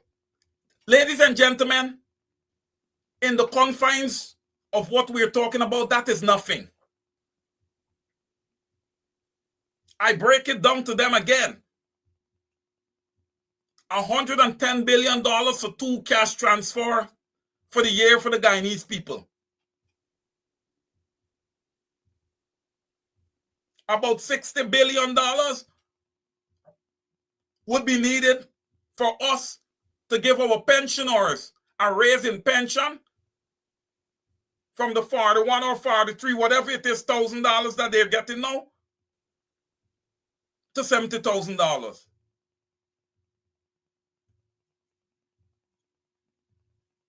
$1.3 trillion. Thank you, India. Thank you, Israel. I think it's 1.282, so it's 1.3 trillion when you rush it, when you round it. 1.282 or 1.292. So you round it.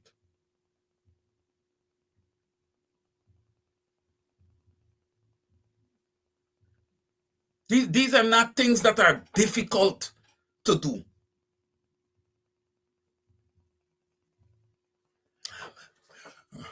Rennie Glasgow, look, 500,000 per person. Let me tell you something, my brother. I have absolutely no problem with that. But let's sit down and let's be honest. Let's look at who is sitting in government now. This is where the Guyanese people would have failed themselves. Look at who's sitting in government right now. From a real estate perspective, Guyanese are priced out of their own country. Poor people can't get a house and land. It's not affordable. The affordability is not there.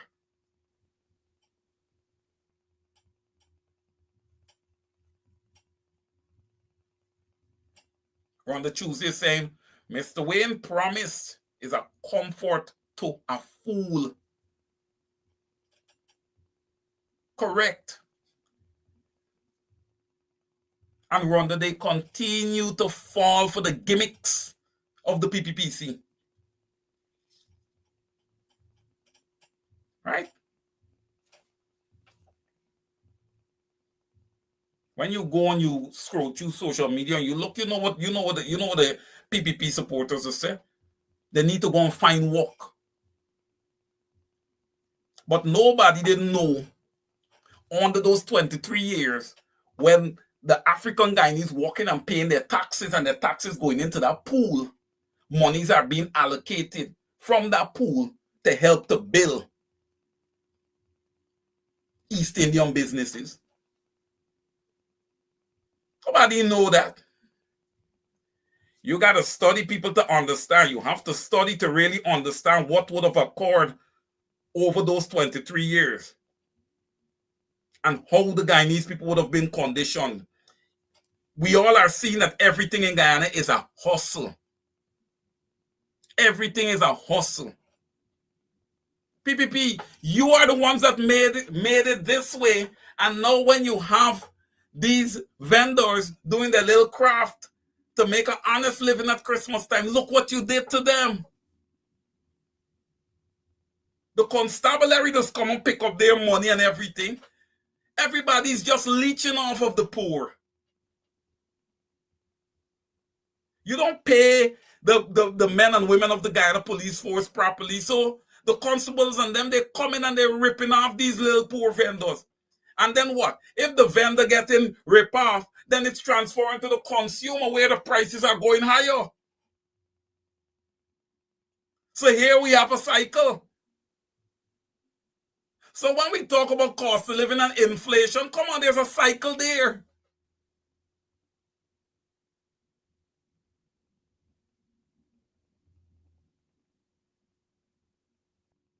This is not going to be easily eradicated.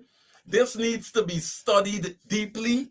I believe in the opposition, the leaders need to open up their ears and listen a little bit, because, sometimes, people are placed in government or placed in a party to work. But sometimes the normal man ends up outworking them, and sometimes the normal man has more knowledge of what needs to be done.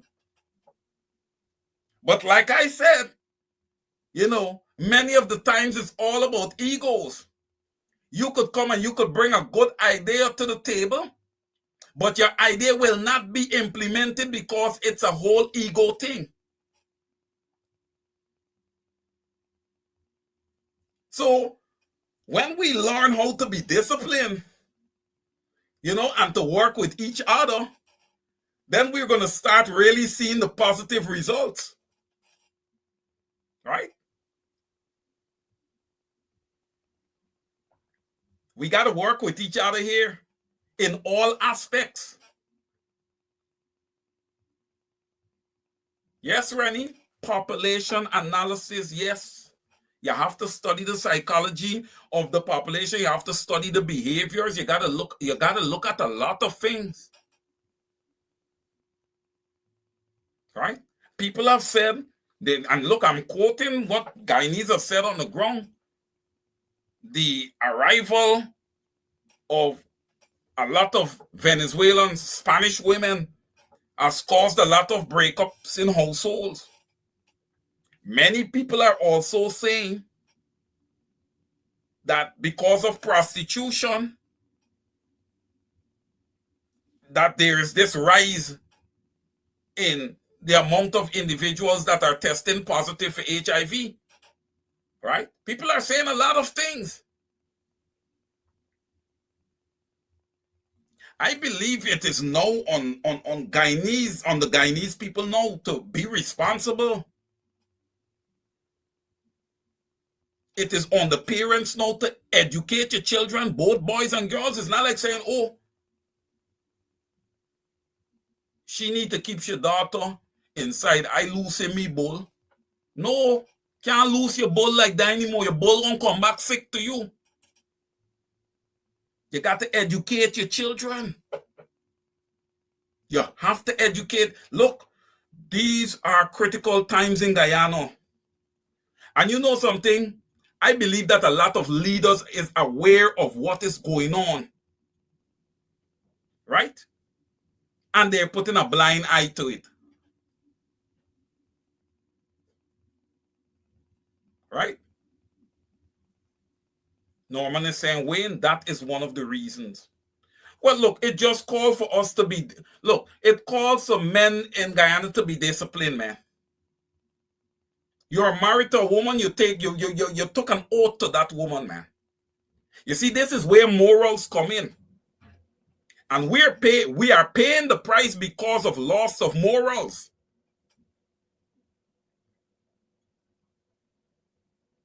We are paying the price because of loss of morals. Afraz, I like this comment. I like this comment. They keep on building hotels. They keep on building hotels. I know many may want to come and say, well, the hotels is for tourism. Please. Please.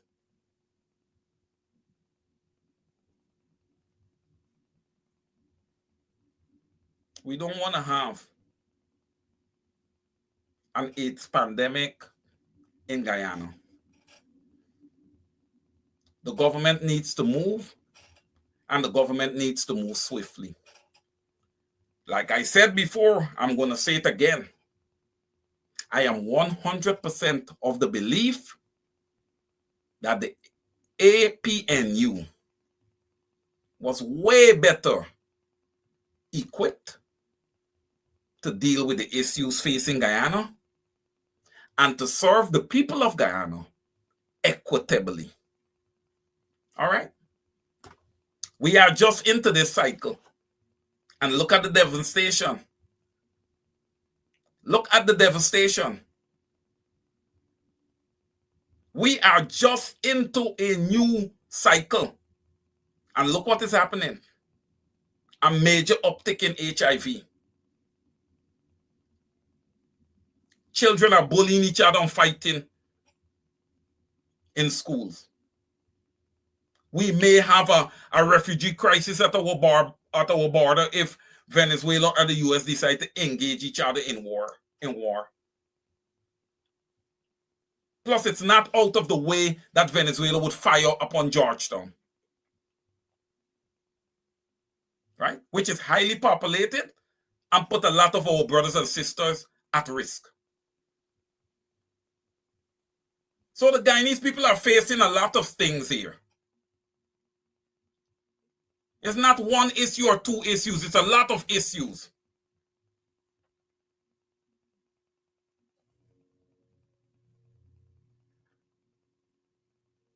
So there's a lot of work to be done. There's a lot of work to be done. I know a lot of people just like, well, a lot of people just wish for me to come on this program and just speak from my financial expertise, but that cannot happen. That cannot happen at this point. There is much to be done. There is much to be done that is not being addressed. Okay? There is much to be done. When I see that we are addressing the real issues, then I can pivot to where we deal with the finances of the Cooperative Republic of Guyana. You don't want to talk too much about finances and give the PPP ideas. Why must our ideas go to the PPP? Why? Why must our ideas go to the PPP?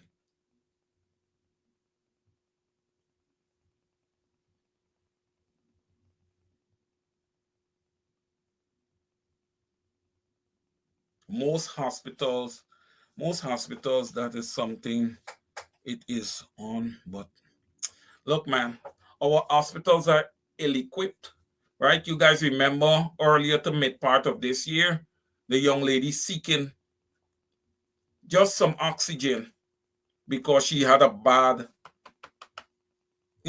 she had a bad asthma. She's a, bad asthma case. Ended up losing her life, right? The other thing too, I think it's of the quarantine, where you had the gentleman that his wife was pregnant, right?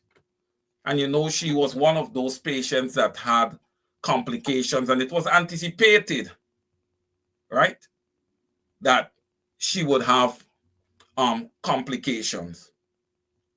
Okay? But what?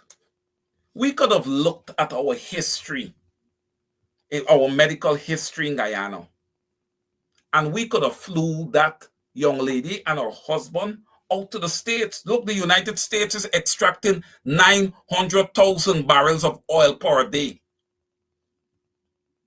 That is quote unquote being reported. We don't know the exact number. Let's be honest here.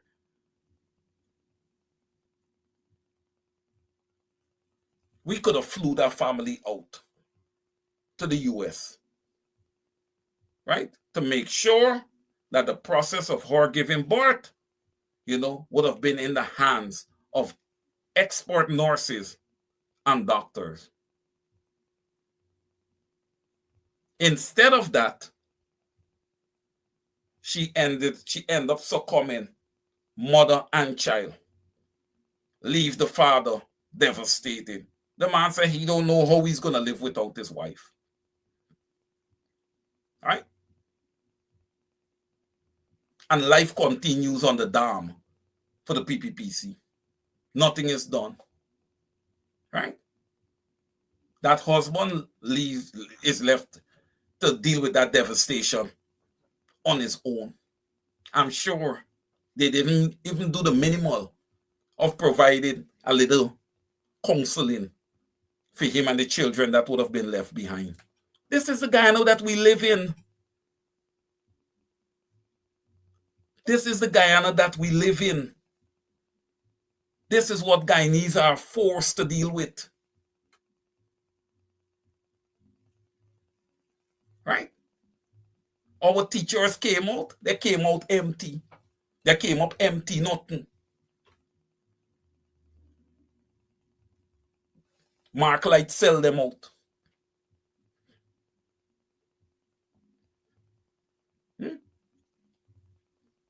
Many in the opposition, quite a few, took the money from the PPP and they crossed the floor. Jormin Figueroa undermined the Public Accounts Committee. Deceived the people of the APNU.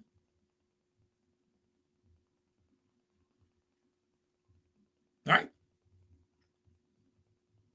James Bond took his own interests and he walked across the aisle.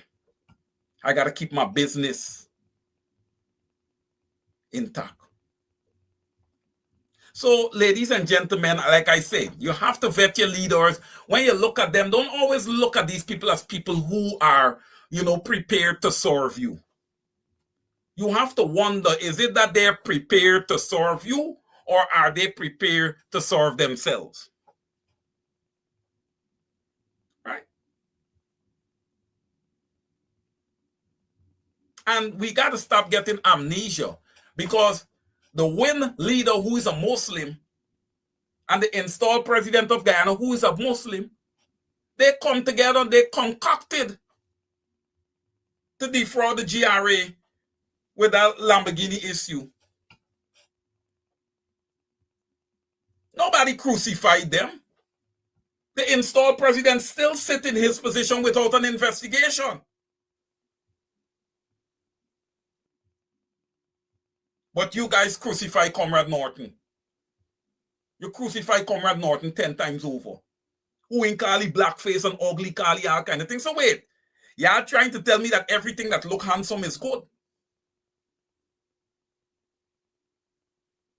You're all telling me that everything that look young and quote unquote handsome, because handsome could mean different things to different people. But what y'all are trying to say is that something that is handsome is good. Well, y'all don't have 2 months already to evaluate. Right? I believe that the most detailed work with that Stabrook Market incident was done by the Honorable Sherrod Duncan and the Honorable Ganesh Maipor. The contributions of the other parties was insignificant. Didn't mean anything to the people. To me, didn't bring any value at all to the situation. Feel free to let me know if I'm wrong.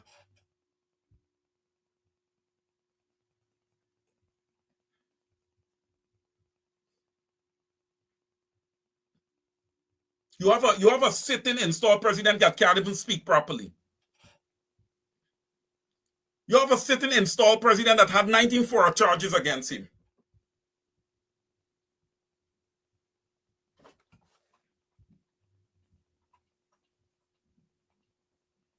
And Rennie, you would know this.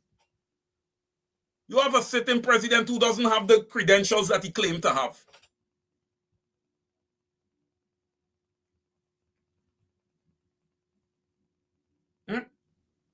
But yet, many choose to crucify Comrade Norton. We have to be objective, ladies and gentlemen. We cannot be convenient. Okay? If the leader of the Win Party wants to step in and step up and be the opposition leader, well, he's going to really have to act the role and play the role, because I'm saying, if nobody else will, I will scrutinize him thoroughly. He will be scrutinized thoroughly.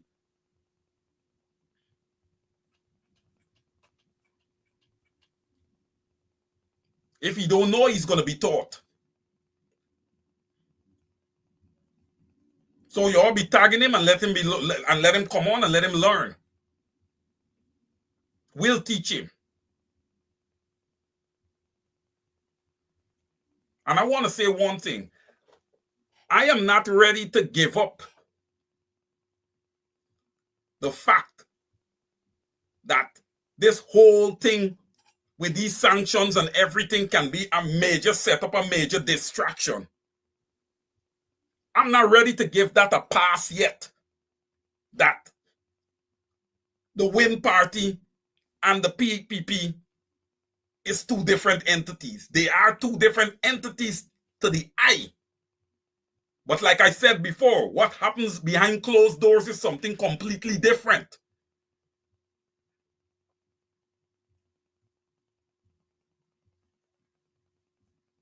All right? Time will tell.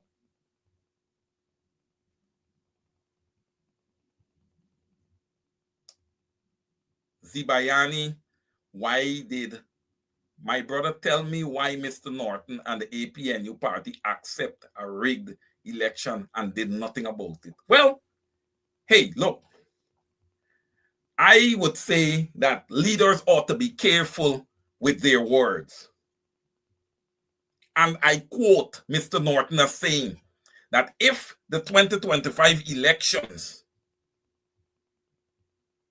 was to be rigged by the PPP, there would be consequences. And that has angered a lot of people. I know this.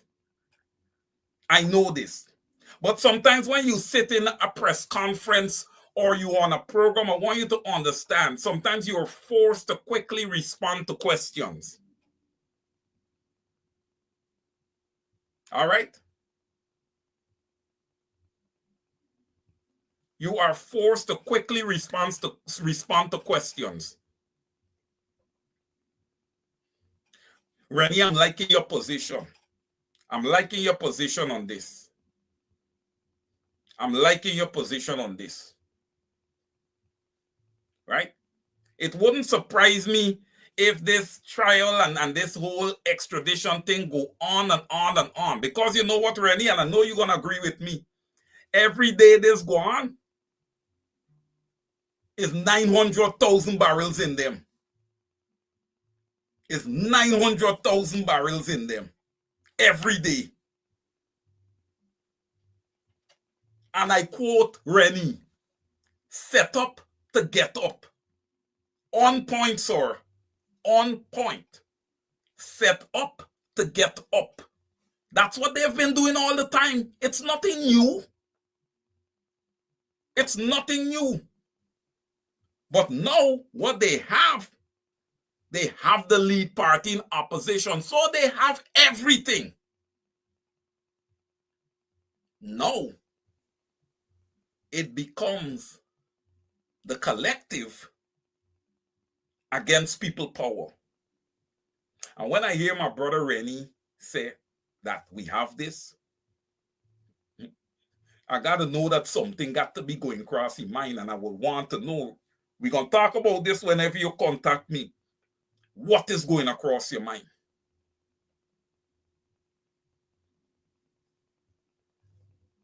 I believe that the time has come.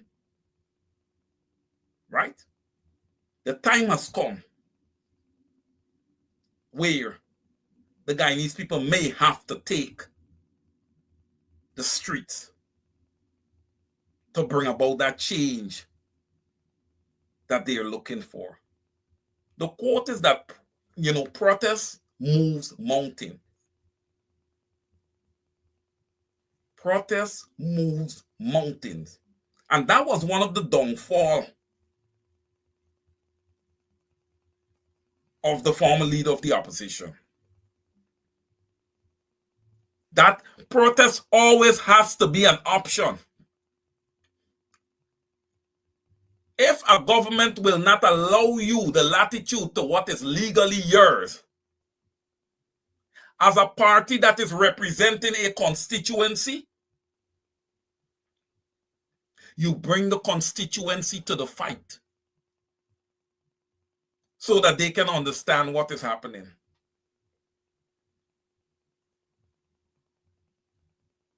Right? Picture with president and first lady and everybody posing up. You guys can feed your children 4, 5, 6 square meals a day. What about the poor and desolate in Guyana? But you're sending out pictures. If I were you, I wouldn't. If I were you, I wouldn't. What purpose does it serve? To show how wealthy you are?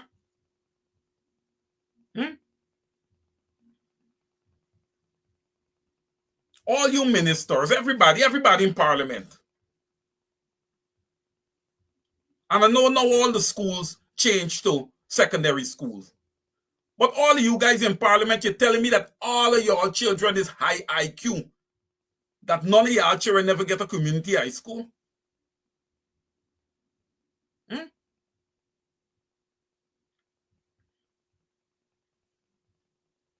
You see, you guys get all the perks. Right? The perk for the Guyanese people would have been the 100,000 cash transfer for Christmas. And I am sure, ladies and gentlemen, once 2025 is behind us and we look at GDP growth in Guyana, it's going to be teetering somewhere around 18%. That means it would have overshoot the 11% that the PPP was catering for.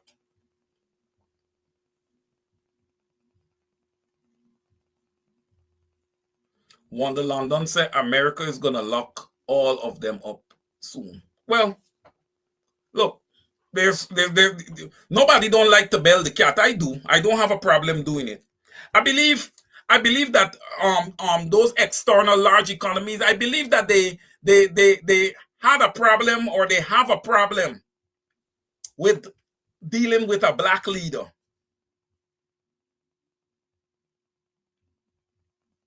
And I believe that David Arthur Granger kind of set that whole trend when they wanted to use, the Essequibo of Guyana to deal with Venezuela, and he refused that because Venezuela is our neighbor.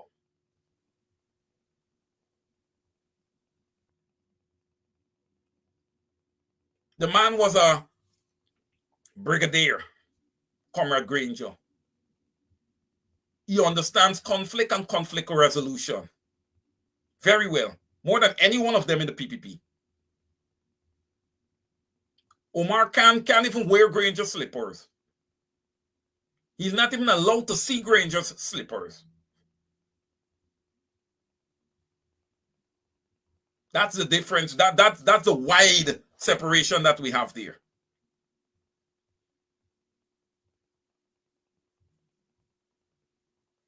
It's a fact.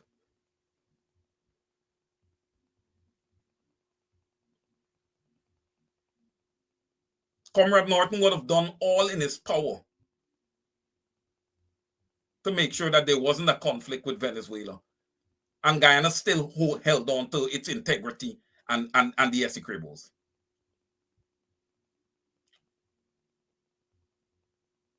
But when you have criminals that is posing as a government, you get what we have right now, where the United States need to come in and impose their will based on the intelligence that they were fed. And Nicolas Maduro, you didn't do yourself a favor when you went ahead and had elections, right? For governor of Essequibo, you didn't do yourself a favor. You did yourself and your people a very disservice. Well, I'm not even going to say your people, because Venezuelans is starving in their own country. And they're the holders of the world's largest oil reserve.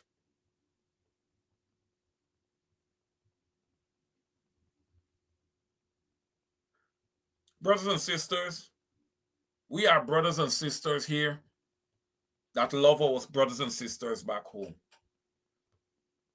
And I know after the September 1st elections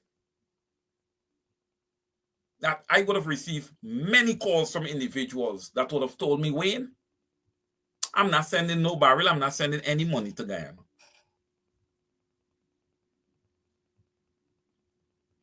But we live in love and we live in harmony. All right? I will encourage you to still continue to support your families in Guyana to a point. But I would also encourage you to give them instructions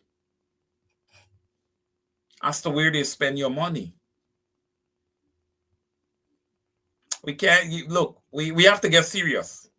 Monies can be spent, right, at businesses that supports the narrative of this PPPC regime. We've got to get serious. Look, I don't care what Barry Jagdeo come and say on his program on Thursday, that, they're trying to stop people from spending money. Listen, the African will not be just made a consumer in his own country.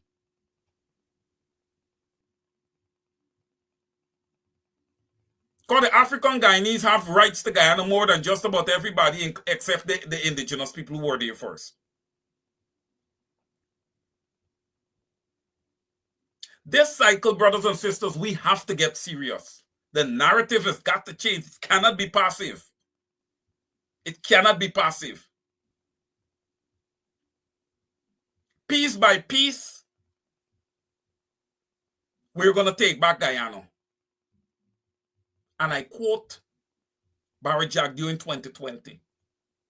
If Irfaan Ali is not elected, oh, no, sorry, ladies and gentlemen. I correct myself. I stand corrected. And I quote Barry Jagdeo.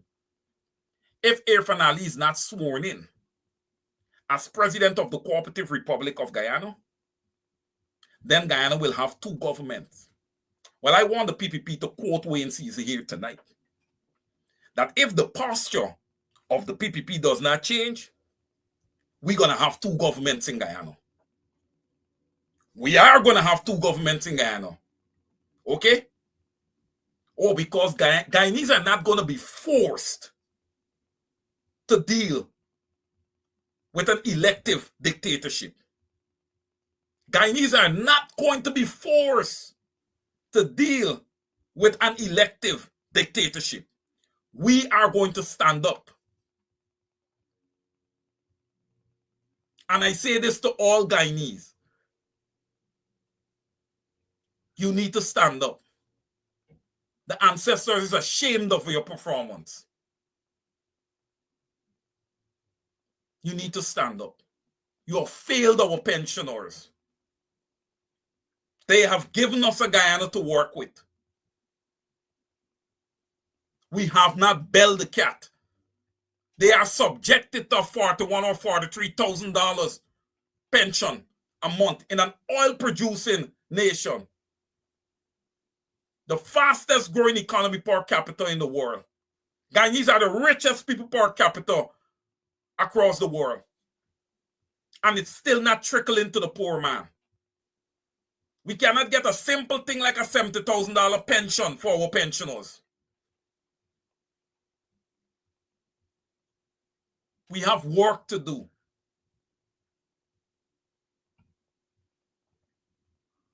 We ought to be ashamed of our performance thus far. And if you're upset with me, then you're really not understanding what is happening. How can we have our people live this way? How can we have our people getting sick around us?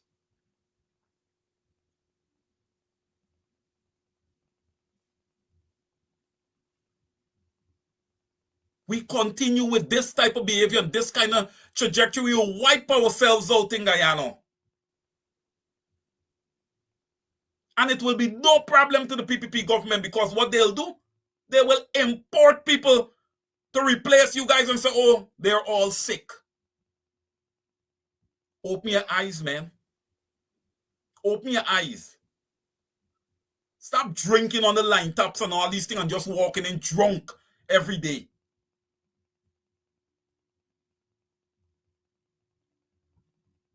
These people are killing your families right under your noses.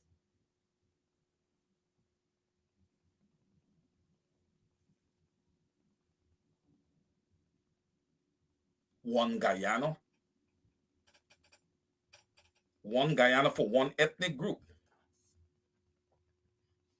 Don't worry though, they adulterate.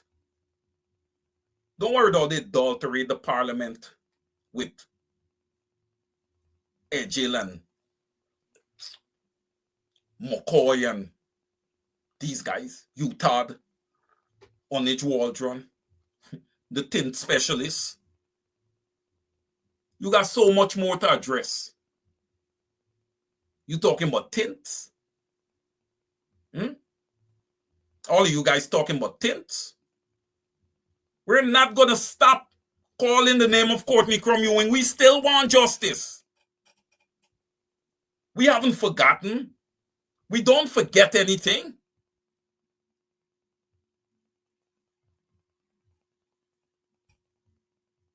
You guys want to crucify Comrade Norton? You kidding me? Those of you who crucified him, has you guys ever came out on your show and asked Anil Nandalal for status on the extrajudicial execution murder of Courtney Crum Ewing? You guys know exactly what you're doing. Many of you work for the enemy and you collect your money on the hand.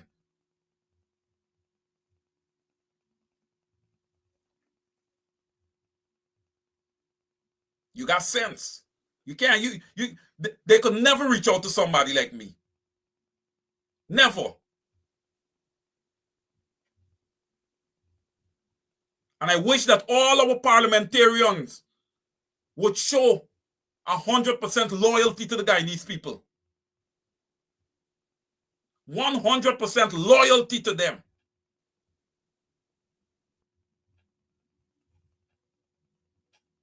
When that happens, we are going to see the change, ladies and gentlemen, that we all yearn.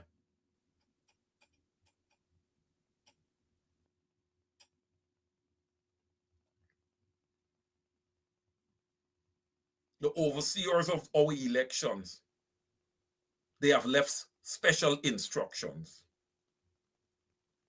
Okay? With regards to how the election would have been conducted, with regards to the irregularities of the PPPC and the violations of the PPPC. Right?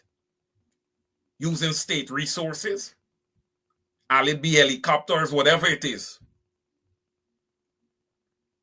Cutting the budget of the opposition. Dr. Terence Campbell and the opposition team. Please, as you guys strategize on rebuilding your party, please strategize on how you're going to raise some money for that party. Okay?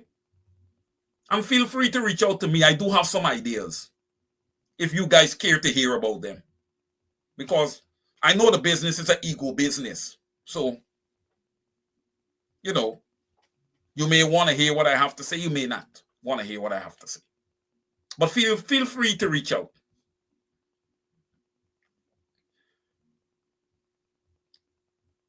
But you guys have a lot of raising of money to do. And you're not raising your money to pay anybody. The Guyanese people need to find back their values. Dig deep in your pocket and pull out your morals and your values. Because what you guys would have done this past elections here is shameful. Taking money for your vote. Voting to empty promises. How can you? These people were there for 23 years.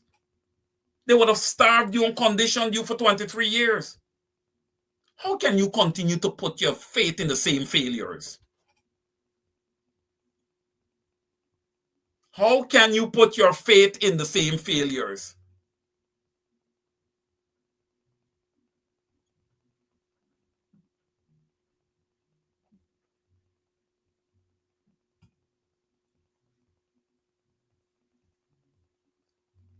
Zubai, I see your Zubai Israel, I see your comment. Yes, many are disappointed.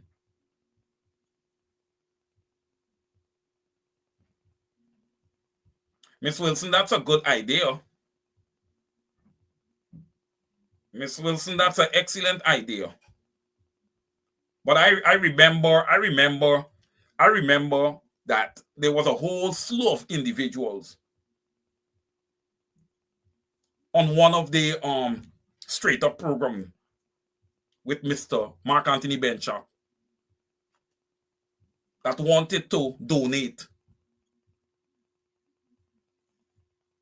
And a proper Zelle account could not have been located for them to do the donations. Ladies and gentlemen, I will say this, and this is something that you've all heard of, this saying, and would have experienced. To fail to prepare is ultimately to prepare to fail. You gotta be up some nights. You gotta burn the midnight oil if you're gonna be successful. Right? It is not easy to sit down and study these people. But I do my work and I study them. Right? I believe I owe it to the Guyanese people.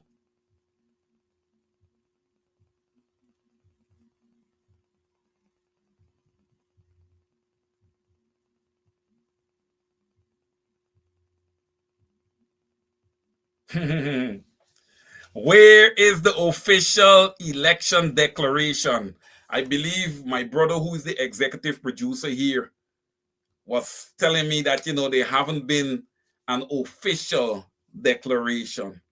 Well, it's what year we had the local government elections where we still haven't gotten a declaration to this point. We had the census that was done in 2022, 23. And Comrade Norton, during the last APNU press conference, would have asked for the statistics from that census. All right? Look, these are basic things that the PPP do, which reflects how non-compliant they are. Basic things.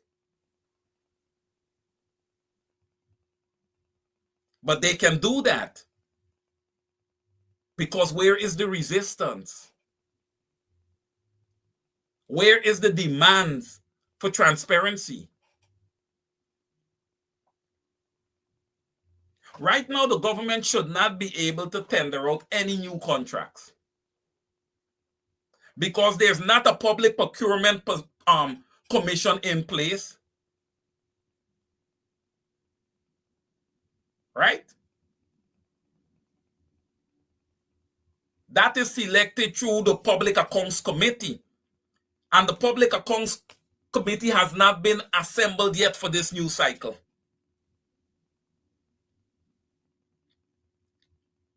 Because thus far it has only been one parliamentary sitting.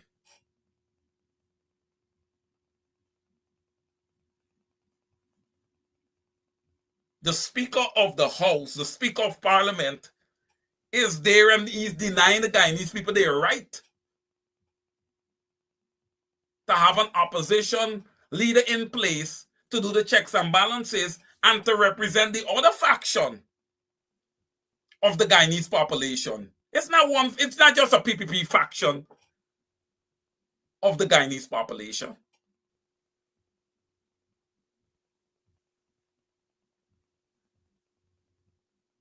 And look, we've got to get down to the point where it's an eye for an eye, a tooth for a tooth. Just how the PPP does seek out people who support the opposition and persecute them. It can be a problem with vending when people find out, okay, that these are PPP supporters, we're not shopping there. We're going to make this right. This has to be made right this cycle here. I believe that we live in a world where everybody born into this world deserves a right to a decent life and a decent existence.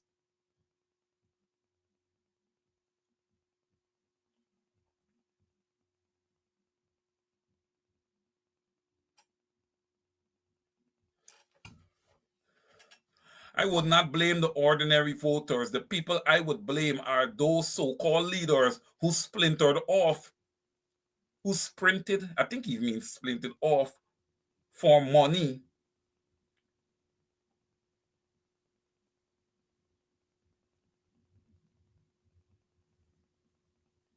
Okay, I think John C. Paul is talking about those people who would have left the APNU for money and went to the PPP. You know, Mr. C. Paul, there are two types of people, right? There are those that are weak, and then there are those that are strong. You pick a fight and you stick with the fight, right? And then there are those who are fair weather fan. Whomever is doing well, wherever a little bit of soup is dropping, I'm going to move into position and I'm going to put my mouth there.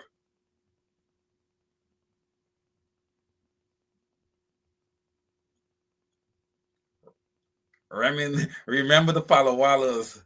Okay, I have now come to the conclusion. He's saying when you've come to the conclusion, I've been saying we should boycott any business or anyone connected to the PPP for months now.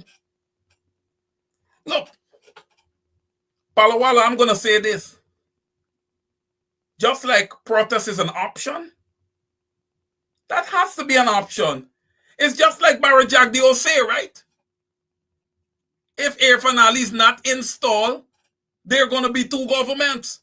So what if we say that they're going to be boycott if the posture of the government remains what it is today? There's nothing wrong with that. We all have voices, right? There's nothing special about Barry Jagdeo. What's special about Barry Jagdeo? Why it should be only Barry Jagdeo that has the floor to speak?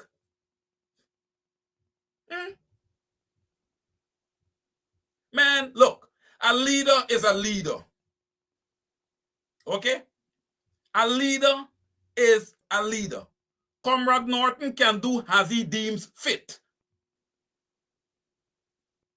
Why? Because he's a leader. He may not be the leader of the opposition right now, but he is the leader of the PNC. That is a long existing mass institution that was founded by the late great Lyndon Forbes Sampson Burnham. And we have to represent the PNCR institution as such. When you do your work, you think of Lyndon Forbes Sampson Burnham. The PPP and their people would have called him dictators and called him all kind of stuff. That's because many of them are ungrateful. That is the man that would have allocated all the lands that you guys have today.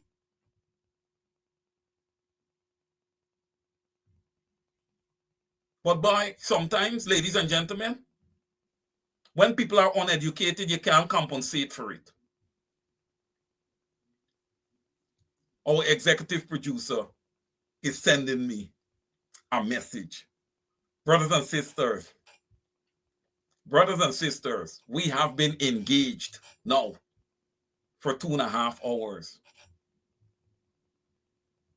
And I thank you guys for standing in like the true patriots that you are.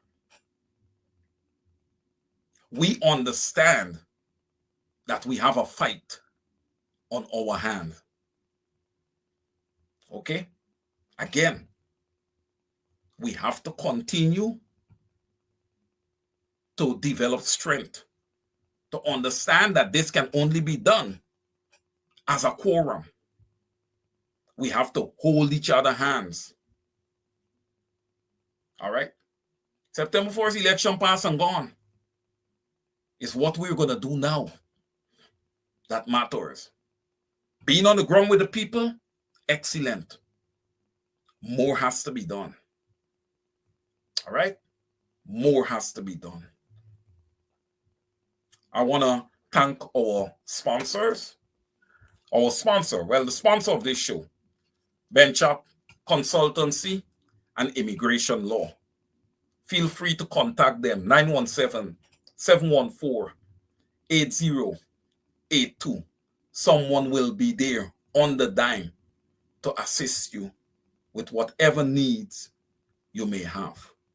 All right? You want to make sure that, once you're living here in the United States, that all your documents are straight. Even if you're a green card holder and you would have misplaced that green card. All right? You see how the ICE raids, you see what's happening there. You need to have proper identification on you. Right? And if they pull you in, they don't need to see an expired green card. Have your documents updated. Please contact Benchop Consultancy and Immigration Law. Okay? They will be there to help you. We also encourage our viewers to support Andrew Supermarket. Okay? Located on Robb Street and Aubrey Barker Road. We also encourage our viewers here to support Big Bird Transportation Services. They can be contacted at 929-329-9938 for all your transportation needs. Again, I want to say many thanks to Benchap Consultancy, Immigration, and Law for picking up the bills for this Over to You broadcast that we can be here every Saturday. Until next Saturday, love you, my brothers and sisters. Love you. Thank you for the engaging discussion this evening. I hope that we would have all learned something and we would have all been edified by tonight's broadcast. Until next Saturday, over to you. Take care of yourselves. Good night.